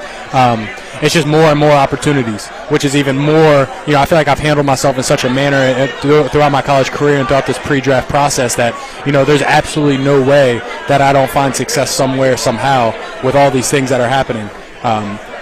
So, it's just more excitement on my end, more of able to sleep maybe a little bit better at night, and really with the no expectation or no really motivation to go anywhere specific. I'm just excited to see where I go and who gives me an opportunity. getting to go through this process with your teammates. We've talked about it before, but to see their names, also on ESPN, Joey in particular, in mock drafts and stuff like that. How exciting has that been for you, and how excited are you to see those guys and what they're able to do at the next level as well? I'm extremely excited. I know that Joey has done an outstanding job, presenting himself to the NFL throughout this pre-draft process. He's handled himself about the best that he ever possibly could have, which has been amazing to watch. Ronnie Brown, the same thing. The leaps and bounds he's been able to make as just a professional person, I think, has been amazing to watch. And then Brian Walker, my best friend in the world, being able to see him have a successful enough last season to enter himself in any conversation has been also just as amazing to watch. So not being the loner from Shepherd University, having 2-3 other dudes that have been kind of along with me for this ride. It feels good, and it shows the pedestal that Shepherd's on at the Division II level. And if people donate tonight, we can see more great players come through Shepherd. Of course, you're hoping to see that because your brother's going to be playing it. And, of course, you want to give back to the university that gave you an opportunity. But what's it going to be like to, I guess, see your brother play at Shepherd and continue to see Shepherd have success now that you're gone? And how do you, I guess, hope that tonight can do that? I think I think it's amazing all around. Obviously my brother, I'm biased, and I want him to have the most resources and most help that he can, especially playing the quarterback position. Shepherd, same thing. I love the university and the school so much. It's where I grew up, and the success that I had and the relationships I was able to make there, I'm forever indebted to them as well. And then as far as making money so that they can even have a better team than they already have. It's huge going forward, because I feel like that's the only place that we're lacking is in the resource department. We've got great leadership in Coach McCook. We've got a great community surrounding the team. Now it's just being able to get the funds and resources in order to put the puzzles together that'll get you over the semifinal hump. And you grew up here in Martinsburg in the Eastern Panhandle, and you spent your high school time at Martinsburg. Seeing all the orange in here tonight, how does that make you feel? Yeah, it feels good. I don't even necessarily know if I even noticed the orange and stuff. It's just more so just good people, just being able to hang around people that love me, that I've grown to love over the years. It's great to be able to get everybody under one roof, because everybody knows that everybody's busy, and you can't do that a whole lot. So when you can do it, being able to be around such good people in the community, it always feels good. But I guess the more blue and gold and the more orange and black there is, the better. So it's filled with that in here tonight. Spencer mentioned it, growing up in this area and what we've seen from Shepherd football, not only during your time, but before you got there with Coach Cater going into the College Football Hall of Fame, and now all the success that you guys have had. Did you, I know you expected to be in this position for yourself, but did you expect Shepherd to ever reach this kind of notoriety during your time? Maybe not. Not that I didn't think they could do it, but it's just not something that I thought about. My whole process from the time I signed here to the time I finished was to just make each play, as successful as it possibly could have been, and the results will take care of themselves. And for it to amount to what it has amounted to has certainly been something that nobody could have predetermined before it happened. So the fact that it did, the fact that it happened like this, the fact that we're here right now experiencing this in this moment is huge, and I don't think it's anything that anybody could have ever predicted. And maybe around this time a year ago, you were in kind of a similar situation in terms of you were in the transfer portal, you were getting recruited by other teams. Did that process prepare you for the draft at all? Because you are trying to kind of sell yourself in some ways to the next level. Do you think that helped at all? I think looking back, there is a lot of similarities with meetings I had with the college coaches and kind of the interview process that I've had to do at this pre-draft time.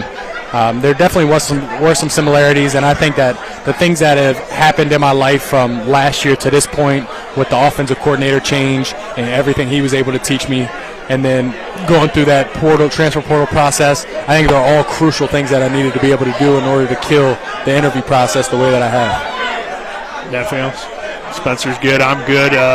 All right, let's take a break, and then we can get Coach McCook back up here with Tyson to close this thing up. Sounds good to me. All right, we'll take a 2-minute break. Again, this is the Pulling for the Rams fundraiser. Go to pullingfortherams.com to donate. We're going to take a 2-minute break, and then we'll be back with Tyson Bagent and Coach McCook.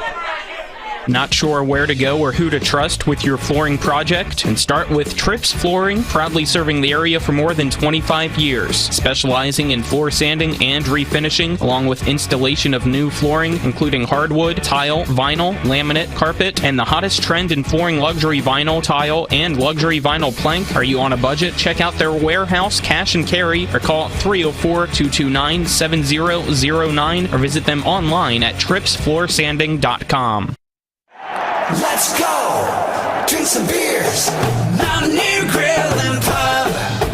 Conveniently located right off 81 at 214 Mid-Atlantic Parkway, Mountaineer Grill and Pub offers many daily specials, including happy hour 11 a.m. to 6 p.m. with $2 domestic bottles and $2.50 domestic drafts. Monday night is trivia night, Thursday night is wing night, and Wednesday and Sunday night is steak night.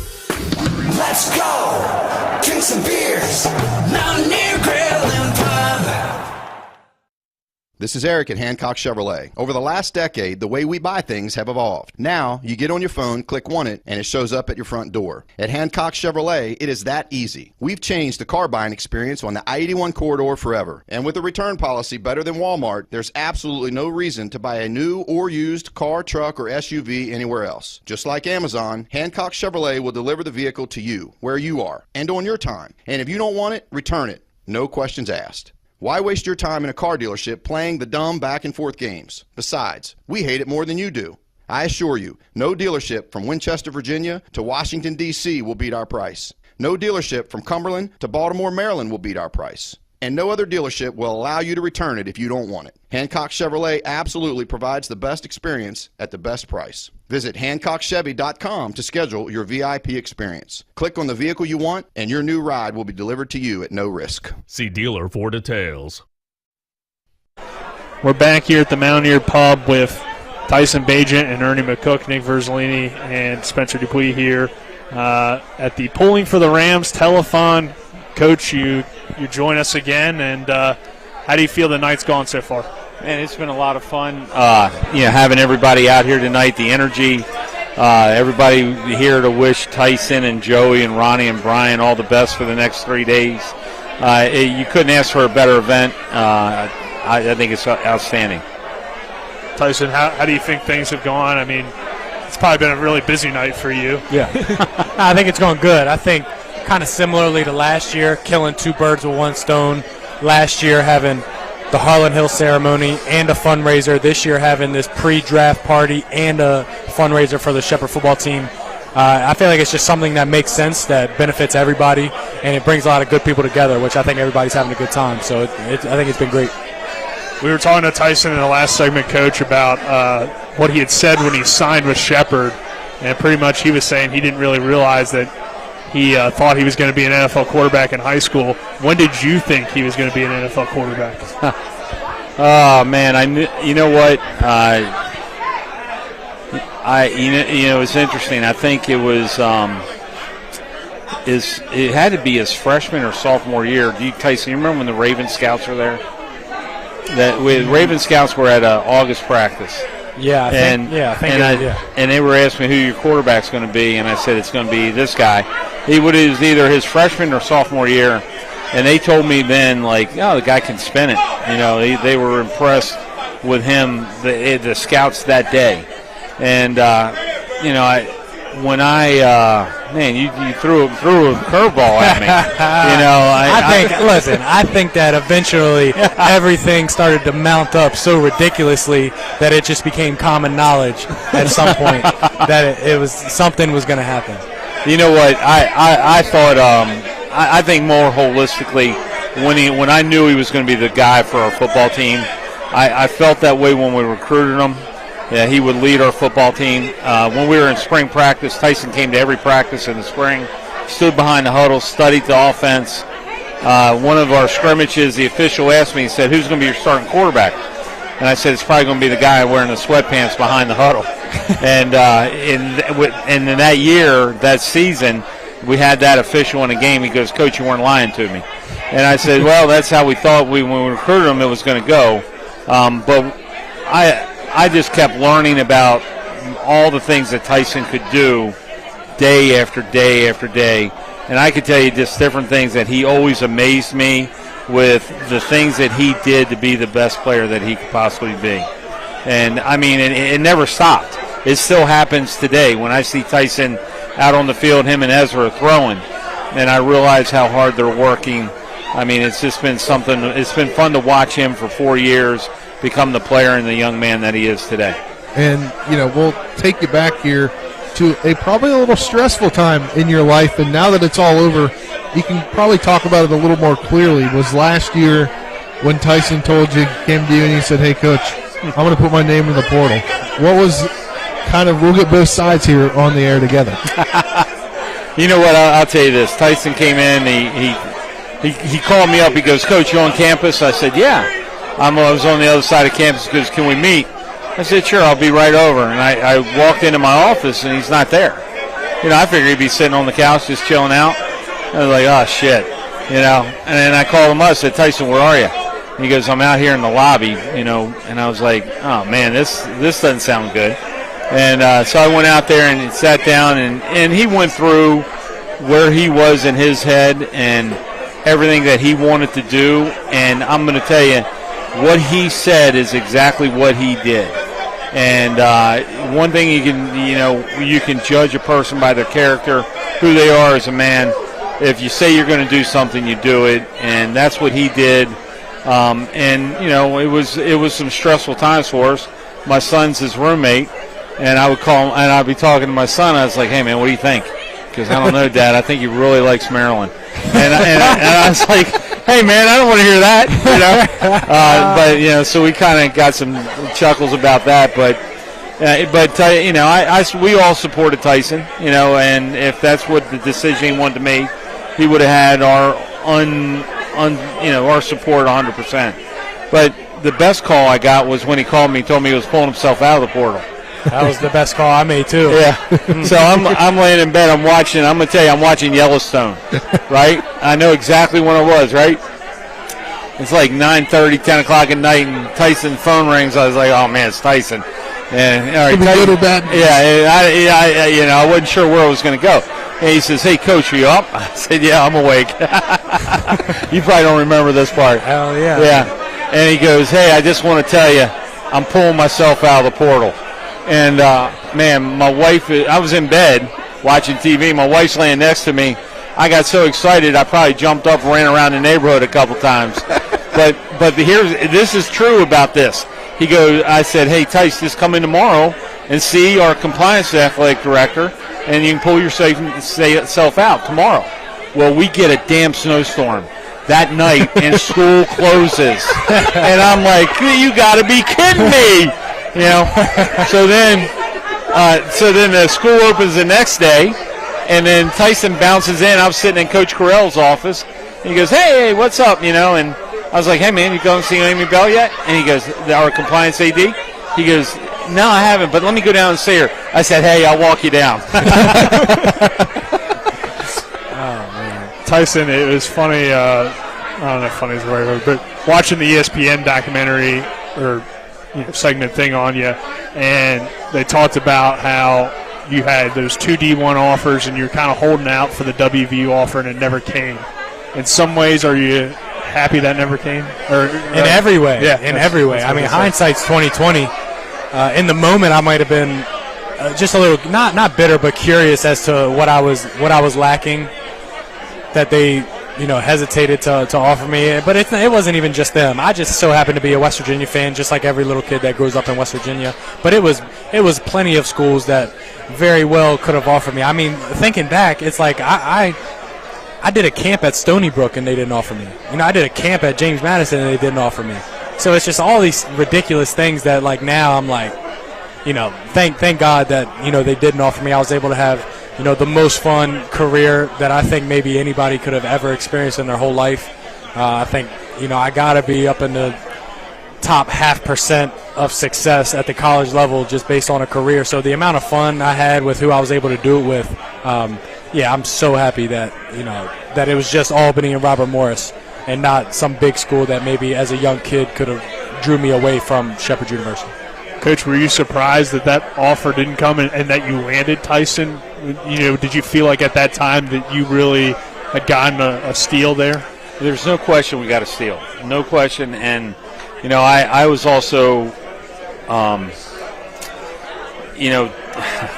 was in communication with the University of Maryland at the time, and Tyson was they were making a decision whether to offer him or not when you were in high school. I don't know if I've never told you this. No. Yeah. A buddy of mine was the recruiting personnel, and he goes, yeah, we looked at him hard. We were getting ready to pull the trigger, and they just decided not to. And, of course, I'm sorry, Tyson, I didn't advocate for you and jump up on the table. All right, I apologize for that today. That's probably why I never told you. I believed 100% that, he is a Division I football player. And having a chance to watch him play. Now, Tyson and I've known him since he's been born. Our families go to the same church. I watched him grow up. I saw who he is. So what he's done and how successful he's been is not a surprise to me. I tell a story about where there was a Gretty St. James basketball game. Yep. I think you were a junior in high school at the time. Yep. Won a state championship. And I'm sitting at the game, and Tyson's sitting down to my left, probably about 5 rows, not far away. And I was like, you know what? There's all this hype about Tyson, and now I'm going to see. He doesn't see me there. I'm going to be able to see how he acts when nobody's around watching. And right then and there, I said, man, this dude, was the best quarterback in the area, accomplished athlete, never drew any attention to himself, just enjoyed watching the basketball game, and he was there with his friends. Handled himself like what I thought was just class, because I've watched kids go into other gymnasiums and act foolish, and Tyson didn't do that. I'll never forget that game. I remember that. I was like, I get to watch the man. I get to watch Tyson from. That was Gretty St. James, right? Yeah, it was Gretty St. James at Gretty, and but it's a true story. Travis has been telling me since Tyson played for the Razorbacks, if he comes to Shepherd, he's going to be the greatest player ever. And I think he said to me, you're going to put a bronze statue up of this guy, bronze statue. And you know what? I'm donating myself to put the bronze statue up of this guy. Hey, Coach, I think a lot of coaches that I ever hear coaches talk about recruiting players, and, they say that they will go unannounced to places on purpose and see how they act without them knowing they're there. And you didn't even do it on purpose. You just happened to be in a place at the right time. Absolutely, no question about it. It was destined. Yeah, can I tell my favorite story about Christmas Eve? Yeah. Of course, yeah. What's that? Yeah. So, all right, so we're going to church, and we had offered Tyson. It's Christmas Eve, and I'm like, oh man, I'm gonna get a chance to see Tyson. I'm gonna get that bump, just to see how he's feeling.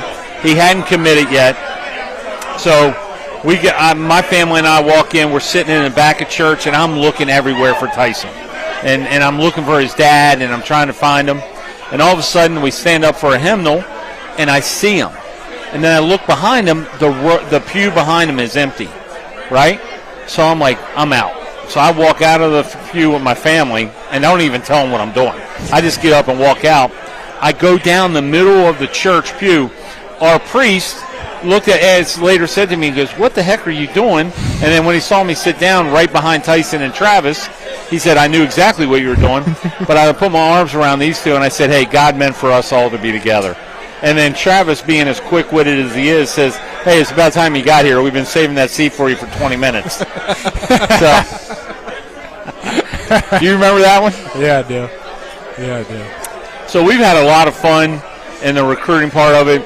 When you talk about for me as the football coach and the portal part of it, I don't like it, but I have what this guy did for our football program, how he played and how he led our team. I was 100% supportive of him. Do you have like a cool story? Did you tell Tyson or Travis before you were offering Ezra that you're going to offer him? Well, I think it was always a given. Common knowledge. Yeah, I mean, it was, it was kind of a given, and It's all part of the what I think is just the way to go. And Ezra, Ezra's, he's the only guy. Tyson had a tremendous career at Martinsburg High School. Ezra followed him, and I'll tell you what, I have really enjoyed being around Ezra in the last 6 months as a Shepherd Ram, and seeing what he's going to do in our program in the near future. So I'm really excited for Ezra, and I think it's going to be a lot of fun. Tyson, has there been any advice that you've given your brother? Because obviously the expectation from a fan perspective is, okay, he's a Bajan, so he's going to be Tyson. Have you given him any advice about going and not trying to be you and just be himself? Nah, I wouldn't say necessarily just. I haven't been hammering him. Don't try to be like me, but more so just. You're getting there. You're at a new spot. It's going to be unlike anything you've experienced so far. So just being able to follow the lead, because there's good leadership at Shepherd University. Don't try to change anything. Don't try to move pieces around like you may have seen me do later on in my career. Keep everything super vanilla and execute at a ridiculous level with a ridiculous pace at all times. Always be the guy that's willing to do the nasty stuff. Always be ready to work hard, and always just know what everybody's doing. As long as you do that, I can't imagine he has anything less of a spectacular career. Coach McCook, anything that you, I guess, have maybe passed down to him, knowing that he's going to come in and have to earn his spot here with this team? Nothing's going to be handed to him, obviously. I 100% know that Ezra is going to be mentally focused, locked in, and I can tell you, you know what, Tyson, and you can correct me if I'm wrong, but I think Ezra wanted to be at Shepherd more than Tyson wanted to be at Shepherd. No doubt. Yeah. 100%. I was praying when I was in high school. I was praying, man, please one of these big schools offer me. Ezra never had that moment in his life. He was like, I'm going to Shepherd. I want to go to Shepherd. I'm going to Shepherd. I think Ezra's where he wants to be, and that's the vibe I get. Yes. And I think when you have guys that I use my son Michael as an example. Most kids dream of going to West Virginia, Penn State, or somewhere like that. Michael grew up watching Shepherd football and dreamt of playing at Shepherd University. And I do feel like a lot of that same characteristics going to be with Ezra as well. Going through this process, I talked about with Joey. We've mentioned it before, but Joey, his brother's on the team currently. Your brother's going to be on the team this fall. And just going through this process with your brother and having that common thing of being a football player and getting to experience the draft, and of course all of your family getting to experience the visits and all that stuff. What's that been like for you, Tyson? It's been amazing. He's my only brother in the entire world, which is just, I think about that all the time. And the fact that he's so similar to me in so many ways, but also just his own person in so many ways, being able to share this process and introduce him to a lot of the things that high school kids don't ever get exposed to until it's their turn, to go through college or to go through the NFL draft process. So him being exposed to all these things, he's so far ahead of the game mentally than I was at an age, just because I didn't have anybody ahead of me that was in the position that I'm in. I'm in the position, so he's able to tag along and get eyes on everything going on and be able to get his own feel for it in a very real way. So, it's been great. It's been great having him around, being able to, be able to just pass everything down that I've been able to learn and experience along the way. And he's definitely been all in, locked in, soaking it all in. There he is right there. There he is. Right as he walks by. PullingForTheRams.com. You go on and bid on stuff, and I believe it's going on through tomorrow. I believe noon, I think Travis said that you can bid on things for you. Come out. I believe there's an after party for an hour until 10. It extends until 10. Our show runs until 9. But, Nick, you want to step aside for a break now and thank these guys? I was just going to ask Coach McCook one more thing. Okay. Just because came I to saw mind. Travis coming over. So. Yeah. I guess just one more thing for you, Coach, and I'm not really certain if you know about this yet, but is there anything that I guess this weekend that you'll have to do? Do you think you'll get any calls about anybody anymore? I think I thought about how am I going to know when these guys get picked up, and I'm probably going to have to hear it from them or social media or something to that effect. And I'm going to be, you know what, I'm going to be enjoying the process and rooting for these guys. I tell all our team, I live vicariously through you. When you do things well and good things happen for you, I feel good. When bad things happen for you, I feel bad. And I'm gonna let myself feel good for all these guys because they're all gonna do. I think good things will happen for them all. All right, Coach. Well, we appreciate you joining us tonight, Tyson. We appreciate you joining us as well, and good luck. And we're certainly rooting for you. And like I said to Joe, don't be a stranger once you get into the NFL. Certainly don't forget about it. I plan on buying an off-season apartment in the middle of Martinsburg, so I'm not going anywhere. So I appreciate y'all having me on. Thank you.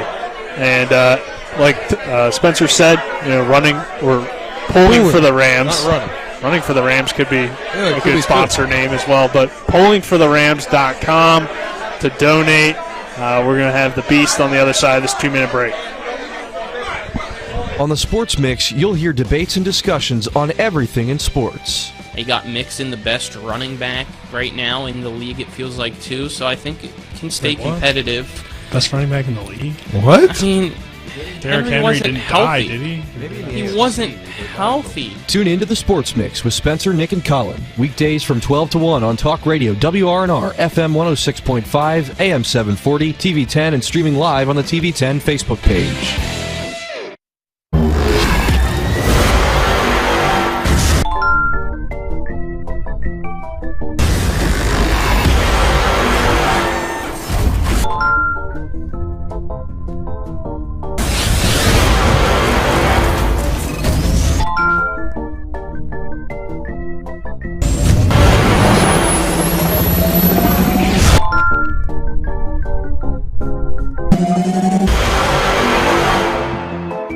Catch the excitement of the West Virginia high school baseball and softball seasons on Talk Radio WRNR and TV 10.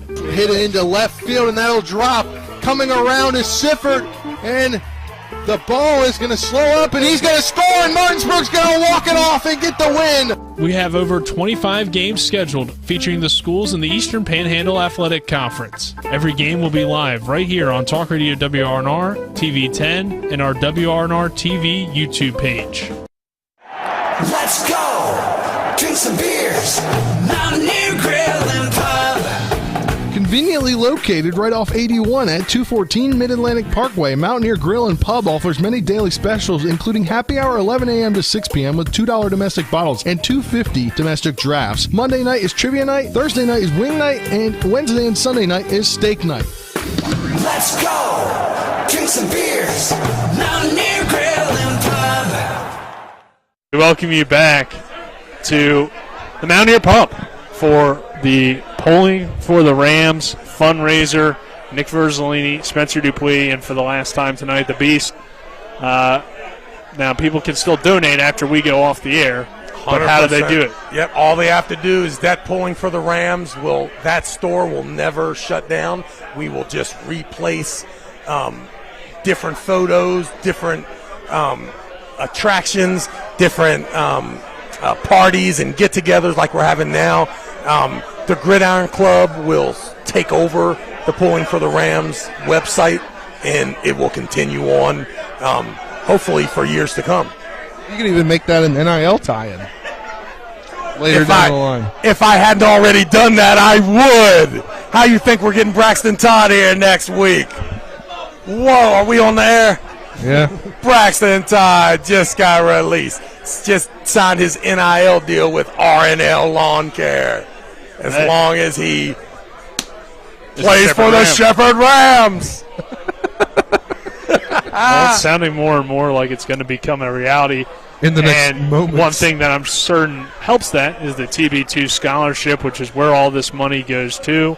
Of course, if you donate, it will help Shepherd get players like Braxton Todd and other great either Eastern Panhandle athletes or really anybody to help Shepherd take the next step. Yeah, and this is, for the Eastern Panhandle and all the businesses that, listen, if you're listening to this show and there's some way that you can do business with Tyson Bagent, with Shepherd University, just know that we are 100% in. We would like your support, and we can customize whatever package you need in order to get those funds to the TB2 Scholarship Foundation and ultimately in the hands of Ernie McCook so that we can continue to just love Shepherd football. All right, Travis, we got about 50 seconds left. How would you say tonight's gone so far? And again, remind people what they can do to donate. No doubt. So listen, pullingfortherams.com, we can't say it any more times. If you're interested, we desperately need your help. It's going to a good cause. And once again, if there's anything that you need from Tyson Bagent, all you got to do is call me, right? I will take care of everything. Don't ever call his agents again. You call me directly. That goes for Jerry Jones as well. If Jerry Jones calls you, I'd be pretty impressed. Yeah. Well, listen, wait till I bring Jerry Jones on your show one day. All right. Then what? I'll be pretty impressed, like I just said. But that does it for us. Once again, pullingfortherams.com to donate. For Spencer, Nick, I'm Nick, and that's Travis. Have a good night, everyone. Thanks a lot, guys.